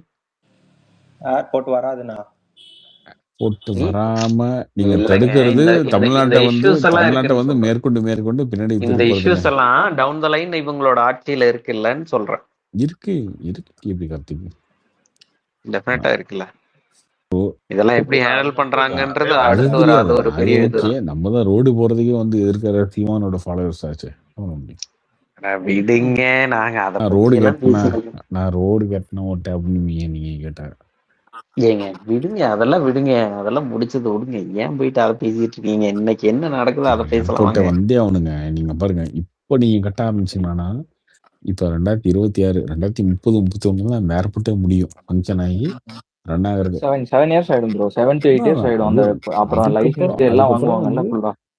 இது வந்து ஃபியூச்சருக்காகங்க, அடுத்த தலைமுறைக்காக. இன்னைக்கு ஸ்கூல் படிக்கிறாங்களே, இன்னைக்கு பிறந்த குழந்தை, இன்னைக்கு ஸ்கூல் படிக்கிறாங்களே, இவங்களுக்கான ஒரு விஷயத்த நீங்க கொண்டு போய் நிறுத்தாம சும்மா இன்னைக்கு ஈகோ பார்த்துக்கிட்டு பரந்தூர்ல ஐயனாதான் சொன்னான், கொய்யானாதான் சொன்னான்னு போய் போராட்டத்தில் நின்றுட்டு, அதனால நான் போராட்டத்தில் நின்றுட்டேன் அப்படின்றதுக்காக பர்சனல் ஈகோக்காக ஒரு விஷயத்த பண்ணீங்க அப்படின்னா மிகப்பெரிய ஃபியூச்சர்ல வந்து நீங்க வந்து வெள்ளை அறிக்கை கொடுக்குறீங்களே, வெள்ளை அறிக்கையில் வந்து தமிழ்நாட்டில் வந்து 13 லட்சம் கோடி கடன் ஆயிடுச்சு, இன்ஃப்ராஸ்ட்ரக்சர் டெவலப்மெண்ட் ஒன்றும் கிடையாது, ஃபியூச்சருக்கான எந்த ப்ராஜெக்ட்டும் பண்ணல, வருமானத்துக்கு எதுவும் வழி பண்ணல, இதெல்லாம் சொன்னீங்கல்ல. அதே மாதிரி 2031 ஒரு வெள்ளை அறிக்கை வரும். அந்த வெள்ளை அறிக்கையிலும் இதே மாதிரி திரும்ப அதே பதில் டிவிகே இன்ஃப்ராஸ்ட்ரக்சர் எதுவும் கவர்மெண்ட் இதை பண்ணல. பண்ணலன்னு வரும்.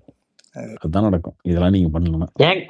ஏன் கார்த்தி, நீங்க இந்த இந்த ஏர்போர்ட் விஷயத்துல அவங்க ஏற்கனவே வேற ஒரு இடம் சஜஸ்ட் பண்ணாங்கல்ல, இந்த அந்த முன்னாடி 5 இடம் election- பண்ணாங்க ஜேபி கார்த்திக். 5ல வந்து இது சூஸ் பண்ணாங்க. இல்ல இவங்க டிவிகே காரங்க பண்ணியிருந்தாங்கல்ல, விஜய் அவர் எங்க பண்ணியிருந்தாரு. பண்ணாங்க? ஏன் ஆக்சுவலா பரந்தூர் தான் வேணுமா, வேற இடம் வேணாமா? ஆக்சுவலா அந்த தாராளமா சொல்லுங்க. கவர்மெண்ட்ல இருக்கீங்களா? இல்லங்க, இவர் தாராளமா சொல்லுங்க. யார் சொல்லியிருந்தாரு வேணாம்னா நினைக்கிறேங்க. யார் வேணாம்னா இல்ல இவர் சொல்லியிருந்தாரு நினைக்கிறேன். என்ன சொன்னாங்க அவங்க? இது சொல்லி அவங்களுக்கு பரந்தூர்ல தான் வேணும்னு யாருமே இங்க வலியுறுத்தல சார். அவங்களுக்கு ஏர்போர்ட் வேணும்னு யாருமே சொல்லுங்க. ஏர்போர்ட் என்ன சொன்னாங்க? இவங்க பன்னூர் சொன்னாங்களா? இது அது இவங்க அவங்க சொல்லல. ஏதோ இவங்க சொல்லல. டிவி பசங்க எடுத்து சொன்னாங்க. தாராளமா பண்ணுங்க. அதுக்கு வந்து பன்னூர்ல இல்ல மேபி அந்த லேண்ட் மாதிரி இருக்கு. ஏதாச்சும் ஆப்ஷன்ஸ் பார்ப்பாங்கன்னு எனக்கு ஆப்ஷன் தோணுது. கொடுங்கன்றேன். ஆப்ஷன் கொடுங்க. அந்த மாதிரி கொடுங்க. கொடுத்ததுக்கு அப்புறம் வந்து கொடுப்பாங்க ப்ரோ. அதுதான் ஒரே மேக்ஸிமம் அதான் ஆப்ஷனா இருக்கும். பட் ஆனா ரீசர்வேயிங் இதெல்லாம் இருக்கிறதுனால சென்ட்ரல் கவர்மெண்ட்டும் புஷ் பண்ணுவாங்க. அவங்க பரந்தூரே வேணுங்கிற மாதிரி தான் பேசுவாங்க. ஏன்னா மறுபடியும் இடம்லாம் ஸ்கேல் பண்ணணும், மறுபடியும் ஃபர்ஸ்ட்ல இருந்து எல்லா ப்ராசஸும் ஸ்டார்ட் பண்ணணும்ல. சூட்டபுளா இருக்கான்னு பாக்குறதுல இருந்து இல்ல இல்ல. அது அதுக்காக அதை அதை இவங்க சொல்றேன். எப்படி மாத்தி டேக்கிள் மாத்தி பண்றாங்கன்றதுதான் இப்போ மாத்தி ஒரு மாத்தி கேம். ஈகோலயே ஒரு விஷயத்தை ஓட்டிட்டே இருக்க முடியாது இல்லையா? ஈகோக்காக ஒரு விஷயத்த வந்து இப்படி அப்படின்னு இழுத்துட்டே இருக்க முடியாதுல்ல. ஏன்னா அவங்க யூனியனும் வந்து சைலண்டா இருக்க மாதிரி தெரியல. ஏன்னா அவங்களுக்கு வந்து இப்போ இந்த லாஸ்ட் 1 month எடுத்த சர்வேலயே 2 மில்லியனுக்கு லைக் போன இது மார்ச் மந்த்துக்கும் ஏப்ரல் மந்த்துக்குமே 2 மில்லியன் பாப்புலேஷன் இன்க்ரீஸ் ஆகுது வர்றது, like intake and outtake. So அதனாலே அவங்க வந்து லைக் ரொம்ப ஃபாஸ்ட்டாக இது பண்ணி தான் ஆகணுன்ற மாதிரி புஷ் பண்ணுறாங்கன்ற பேச்சு போயிட்டுருக்கு. பட் ஆனால் பரந்தூரில் பண்ணுறதுக்கு கொஞ்சம் இது யோசிக்கிறாங்கன்றது தான் நம்ம உள்ள இன்சைட் இன்ஃபர்மேஷன். லைக் டிவிகே சைடில் யூனியன் அதை விட கஷ்டமான வேலையெல்லாம் பார்த்துட்டு இருக்காங்க ப்ரோ. அவங்க அவங்க அதை விட மோசமான எக்கனாமிக் இதெல்லாம் கிரைசிஸ்லாம் ஹேண்டில் பண்றதுக்கு ரெடி ஆகிட்டு இருக்காங்க. டாலரு, ஃபியூலு, எங்கெங்கயோ என்னென்னமோ நடந்துட்டு ஃபியூவல் இருக்கு. கொஞ்சம் கொஞ்சமாக மாறும் தான் நினைக்கிறேன். ஏன்னா ட்ரம்ப் ஃபியூல் மாறாது ப்ரோ. ஆல்ரெடி 30,000 crore 3 மாசம் 90,000 crore 3 கம்பெனி லாஸ்ட். ஹெச்பி, ஏறும், இந்தியன் அதான் ஆயில், இன்னும் பாரத் ஏறும். எல்லாம். அது இப்போ எப்போ ஏறப்போகுதுன்னு தான் எல்லாரும் யாருக்கும் தெரியல. இல்ல ஆயில் வந்துரும். பட் இந்த ரேட்டை சஸ்டெயின் பண்ணுவாங்க. அந்த 110 ரொம்ப நாள் மெயின்டைன் பண்ணுவாங்கன்னு அது நினைக்கிறேன். ஒன்று. ஆமாம், இப்போ இந்த E85 வேற பண்ண போறதா சொல்றானுங்க. அது E85 கூட விடுங்க. அது வந்து ஆல்ரெடி கலந்துதான் ப்ரோ ரொம்ப நாளா வந்துட்டு இருக்கு ப்ரோ. அது அபிஷியலா அவங்க சொல்லாம இருந்தாங்க, அவ்வளவுதான். லைக் அது நார்த்தில் ரொம்ப ப்ரிவலண்ட்டாக ஆகும். ஃபியூல் அப்புறம் எப்படி ப்ரோ நம்ம நினைச்சு பாருங்க ப்ரோ. 120 crore பீப்புள் இருக்க கண்ட்ரி கப்பல்ல இருந்து வெளியவே வரல. அங்கேருந்து ஈரான்ல இருந்து 2 மாசமா. அப்புறம் எப்படி போட்டிருப்பாங்க எல்லாருக்கும்? அதேதான். இன்னும் டிமாண்ட் இல்ல. எங்கேயாவது ரொம்ப அவ்வளவு கூட்டமாலாம் ஃபியூல்லாம் பங்க்லாம் நின்னதே இப்ப இங்கெல்லாம் சென்னையெல்லாம் அவ்வளவு கூட்டம்லாம் எங்கேயுமே இல்ல ஆக்சுவலா. அதுக்கெல்லாம் காரணம் அதான்.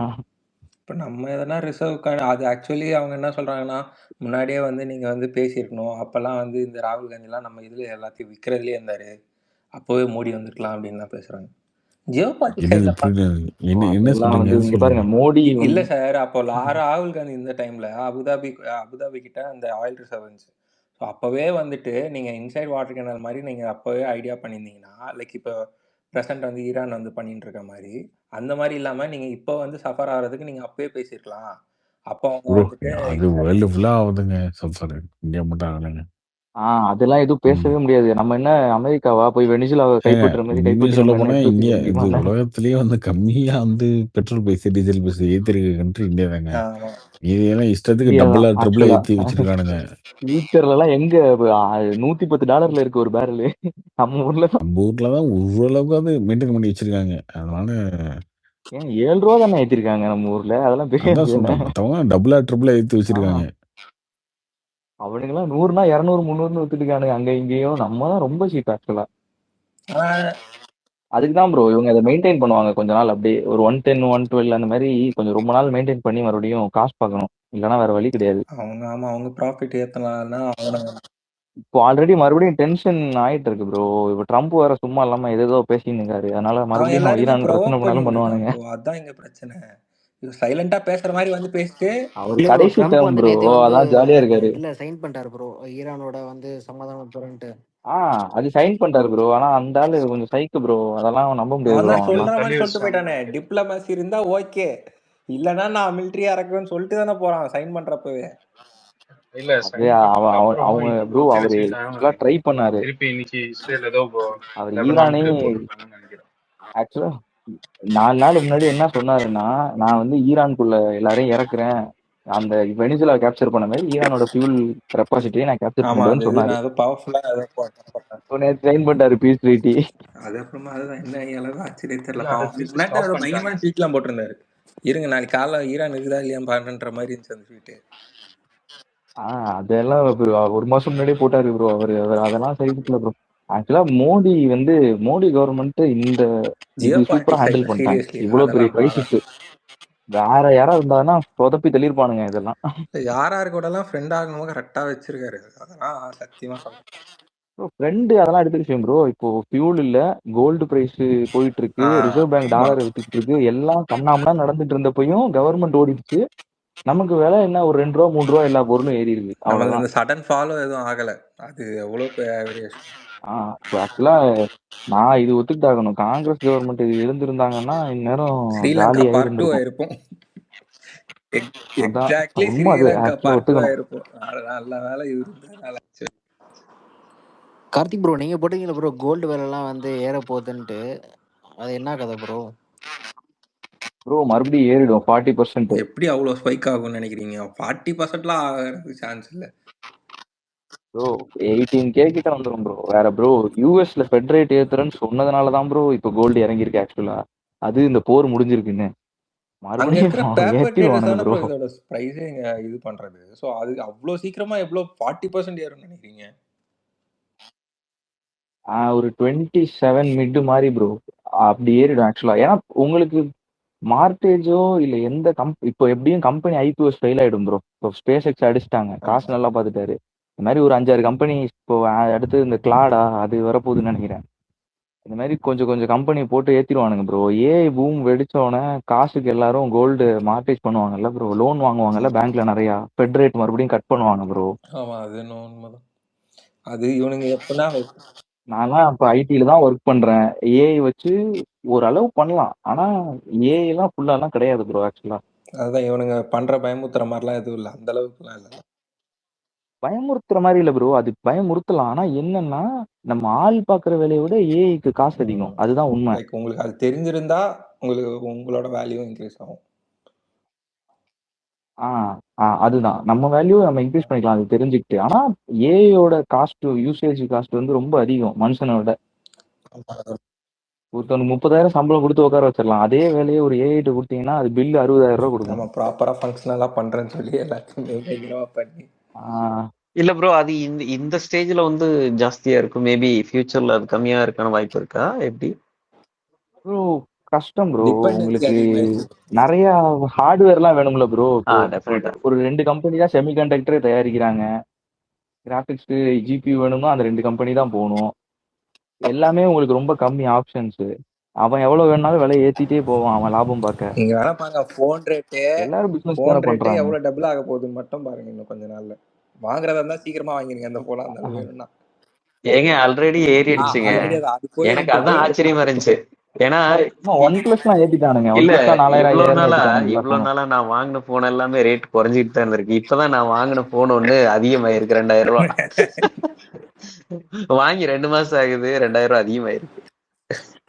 அதாவது போன் இது டிப்ரிசியேஷன் அசெட் தான், அது அதிகமாயிருக்கு. எனக்கு ஆச்சரியமா இருக்கு. ஆப்பிள் வந்து சொல்றான் எந்த அளவுக்குன்னா, இந்த மாதிரி ஏறுற இடத்துல நான் காம்படிட்டிவா ரிலீஸ் பண்ண போறேன் பாரு அப்படின்ற மாதிரி தைரியமா விடுறானா, அப்ப எந்த அளவுக்கு பூம் ஆக போகுதுன்னு பாத்துக்கோங்க.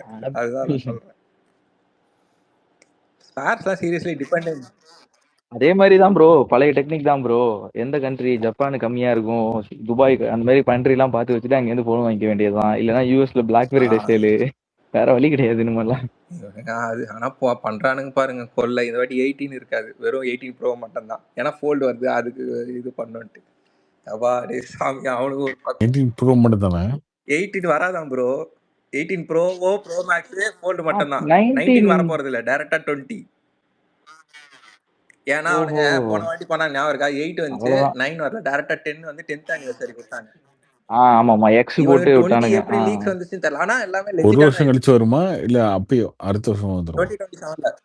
இப்போ வந்துரும்ண்ணா, செப்டம்பர் வந்துரும்லண்ணா. செப்டம்பர்ல செப்டம்பர் தானே செப்டம்பர்ல ஆப்பிள் உங்களுக்கு டேவா? 18 18 ப்ரோ 18 வராது. 18 ப்ரோ ப்ரோ மேக்ஸ் ஃபோல்டு வரும். Fold confirm. ஃபோல்டா? சாம்சங்ல ஒண்ணு போட்டு விக்கிறாயா? அது அவன் யாரும் சாம்சங் வாங்குறாங்களான்னு எந்த தெரியல. அளவுக்கு காப்பி கேட்னா, இவன் சைஸ் சின்னது பண்ணான். அவன் இதுக்கு முன்னாடி நல்லா வெர்டிகலா பெருசா இருக்கும்ல, இவன் வந்து சைஸ் சின்னது பண்ணான். இப்ப அவனும் சைஸ் சின்னது ஆமா பண்ணி விற்க போறான் அவனுக்கு முன்னாடியே. இல்ல இல்ல இந்த ஆப்பிளோட ஃபோல்டு வந்து ஒரு பெட்டர் டிசைனா ஆமா, தெரிஞ்சுது. ஏன்னா உங்களுக்கு வந்து இப்ப எதனா படம் பாக்குறீங்கன்னா இந்த சாம்சங்ல வந்து மேல நிறைய பிளாக் அந்த இது கேப்ஸ் இருக்கும். ஸோ இது நீங்க பாக்குறீங்கன்னா உங்களுக்கு ஒரு ஏதோ ஃபுல் ஸ்கிரீன்ல பாக்குற மாதிரி இருக்கும், பிளஸ் ஹேண்டியா இருக்கும். ஆனா இவனுங்க என்ன பண்றானுங்கன்னா, இப்ப இந்த செப்டம்பர்ல ரிலீஸ் பண்ண மாட்டானுங்க, 18 ரிலீஸ் பண்ண மாட்டாங்க. இப்ப ஆக்சுவலி அவனோட சக்சஸரே 17 தான். 17 ப்ரோ ப்ரோ மேக்ஸ்க்குனா 17 தான். ஆமா ப்ரோ ப்ரோ மேக்ஸ் அந்த அளவுக்கு போல, மேக்ஸ் 17 தான் நிறைய போச்சு. ஏன்னா 17லயே அவன் எல்லாமே கொடுத்தான், நல்ல விஷயம் அது. ஆனா அதே ஃபீச்சர் பேட்டரி மட்டும் ப்ரோ அது மேக்ஸ்ல ஆப்வியஸ்லி ப்ரோ மேக்ஸ்னா எதாவது ஒன்று கொடுக்கணும்ல ப்ரோ அவன், அதனால அது ஏத்துறான். ஆனா 18ல பாத்தீங்கன்னா 18 ரிலீஸ் பண்ண மாட்டான், ப்ரோ ப்ரோ மேக்ஸ் மட்டும் தான் வரப்போகுது. ஸோ அது ஓகே 18 ஓகே. வேணாம். அப்போ ரேட்டு அப்போ ஆமா அப்போ 70க்கு இப்போ நார்மலா வந்தா புது மாடல் வந்தா 80க்கு மேல வைக்கிறானுங்க. அப்போ 120க்கு மேல தானா அப்போ அது எல்லாமே? அவன் தான் சொல்றானே, அதான் இல்ல நான் காம்படிட்டிவா விட போறேன் வேணா பாருங்க அப்படின்னு சொல்றான். அப்பனா 1.5 லட்சம் ப்ரோ. S25 விக்குது, S26 அதுக்கு இல்ல, அந்த இப்ப ரேட்டுக்கு விடுவான். ஏற இந்த கிரைசிஸ்ல நான் உங்களுக்கு காம்படிட்டிவா ரிலீஸ் பண்றேன் பாருங்க அப்படின்ற மாதிரி லைக் லீக்ஸ் வந்திருக்கு. Z Fold ஆப்வியஸ்லி 2 lakhs மேல, அது ஈஸியா 2 lakhs மேல இருக்கும். அது யாரும் எதுவும் சொல்லவே முடியாது. ஏன்னா அது ஃபர்ஸ்ட் இப்பதான் விட்டுருக்கான். ஸோ நான் பண்ண டெக்னாலஜிக்கு நான் இவ்வளவுதான் ரேட் வைப்பேன்ற மாதிரி விடுவான். ப்ரோ மேக்ஸ்ல தான் அவன் கிட்ட அந்த ஒரு அந்த பிராண்ட் இருக்கு ப்ரோ. பிராண்ட் வேல்யூ பிளஸ் அந்த சர்வீஸ் ஆப்பிள் வந்து அது. ஆமா, சூப்பரா இருக்கும். அது அந்த ஈகோ சிஸ்டம்ல நீங்க பழகிட்டீங்கன்னா இதே இந்த கோடு விழுவுற விஷயம் ஒன் பிளஸ்ல இருந்த கோடு விழுந்த விஷயம் வந்து ஆப்பிள்ல தான் அது. ஃபர்ஸ்ட் ஆனா அவன் வந்துச்சு. ரெக்டிஃபை பண்ணிட்டானே.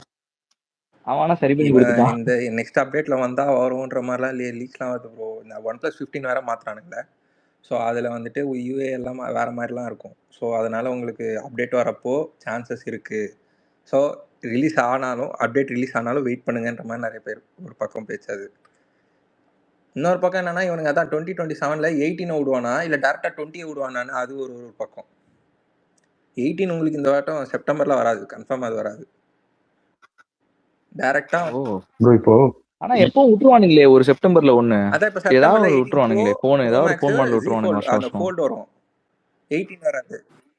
ஓ 18 மட்டும் வராது. அப்போ இன்னமும் 18 கிடையாதா? 20யும் அதே மாதிரி வராதா? ப்ரோ 20 ப்ரோ மேக்ஸ் கன்ஃபார்ம் மட்டும் வரும். தானா? 20ல தான் உங்களுக்கு வந்து ஏதோ சொல்றாங்க கர்வ்டு டிஸ்பிளே அதெல்லாம் லைக்.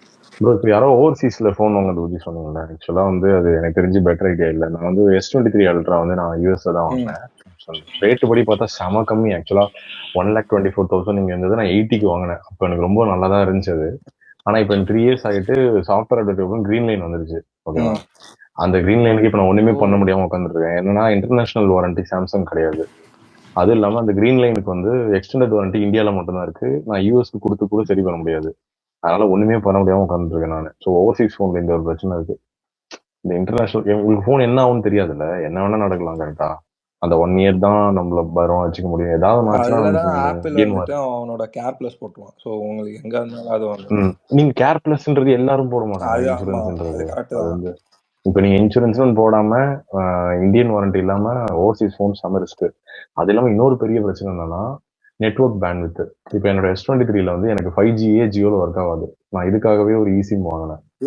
ஏன்னா வந்து யூஎஸோட பேண்ட்வித் வந்து ஓரளவுக்கு இருக்குன்னு இப்போ உங்களுக்குலாம் ஒரு 5G கிடைக்குதுன்னா ஒரு நார்மல் ஏரியாவில் எனக்கு இப்போ வரைக்கும் கிடைக்கவே கிடைக்காது. ஏன்னா வந்து ஒரு லிமிடெட் பேண்ட்வித் மட்டும் தான் என்னோட ஃபோனுக்கு இருக்கும். ஸோ அது நம்ம வாங்குறப்ப தெரியாது. ஒரு சம் எமர்ஜென்சியான ஒரு ஏரியாவில் இருக்கும் போதெல்லாம் அது ரொம்ப பெரிய பிரச்சனையா இருக்கும். அதனால எந்த கண்ட்ரில இருக்கீங்களோ அந்த கண்ட்ரி ஃபோன் வாங்குறது தான் என்ன பொறுத்த வரைக்கும் பெட்டர். அது காஸ்ட் அதிகமாக இருந்தாலும். நீங்க ஆனா அதான் சொன்ன மாதிரி eSIM வாங்கிட்டீங்கன்னா அதோட இது இருக்காது. சாம்சங் இல்ல eSIM வாங்கிட்டேன். eSIM வாங்கிட்டு இப்போ eSIM 5Gயுமே எனக்கு பேண்ட்வித் வந்து குறிப்பிட்ட பேண்ட்வித் மட்டும் தான் கிடைக்கும். எல்லாருக்கும் கிடைக்கிற 5G ஏரியா எனக்கு கிடைக்காது. அந்த ஒரு பிரச்சனை எனக்கு எப்பவுமே இருக்கும். அதை பத்தி கவலைப்படாதீங்க ப்ரோ. அதுக்கு தான் அந்த ப்ரியாரிட்டி கொண்டு வராங்கல்ல. நாங்களும் அந்த மாதிரி மாறிடுவோம் கொஞ்ச நாள்ல. எது சாம்சங் ஆப்பிளா? இல்ல ஏர்டெல் இந்த சிம் ப்ரொவைடர்ஸ்லாம் ப்ரியாரிட்டின்னு ஒன்று கொண்டு வராங்கல்ல. எக்ஸ்ட்ரா இப்போ நான் காசு கொடுத்தேன்னா எனக்கு நல்லா இன்டர்நெட் கிடைக்கும். அவர் நிறைய ஏன் எக்ஸ்ட்ரா பேர் பண்ணுன்றாரு அவரு. உங்கள்ட்ட இருந்து வாங்கி எனக்கு கொடுத்துருவாங்க. அந்த பேர் பண்றதே தேவை இருக்காது. இப்போ நம்ம நார்மலா யூஸ் பண்றோம். நார்மலா இப்போ ஜியோல வந்து ட்ரூ 5Gன்னு இருக்கு. நீங்க சும்மா ஒரு பிளான் போட்டீங்கன்னா அன்லிமிட்டெட் 5G. ஆனா வந்து அவருக்கு வந்து அந்த 5G வராதுன்ற மாதிரி இருக்காரு அவரு. அதுதான். ஆமா எனக்கு 5G இல்ல. எனக்கு ஜியோ 4G மட்டும் தான். ஜியோல இருந்து வலுக்கட்டாயமா நான் eSIM வாங்கியிருக்கேன் வேற வழி இல்லாம. இல்ல அது பேண்ட் சப்போர்ட் ஆகாது. அது வந்து கரெக்ட். ஏன்னா அதுதான் இந்தியாவுக்கு இப்போ மொத்தம் 17 பேண்ட்ஸ் பேண்ட்வித் இருக்கு. கொடுப்பாங்க. ஓகேவா? யூஎஸ்க்கு வந்து 17 பேண்ட் இருக்கு. இந்தியாவுக்கு 32 இருக்கு. எனக்கு அந்த மிச்சம் 18 மிச்சம் 12 வரவே வராது. அந்த மெயினா ட்ரிப்லாம் போகும்போது தான் அடி வாங்கும். நம்ம அந்த ஹில் ஸ்டேஷன்லாம் வந்து எனக்கு சுத்தம் அவுட் ஆயிரும். ஆனா வந்து நம்ம இந்தியன் சிம் தான் சூப்பரா கிடைக்கும். சாம்சங்ல அந்த S23 நல்ல ஃபோன் நல்லா வச்சிருக்கேன். மணி 2 bro. Okay bye, good night. Good night.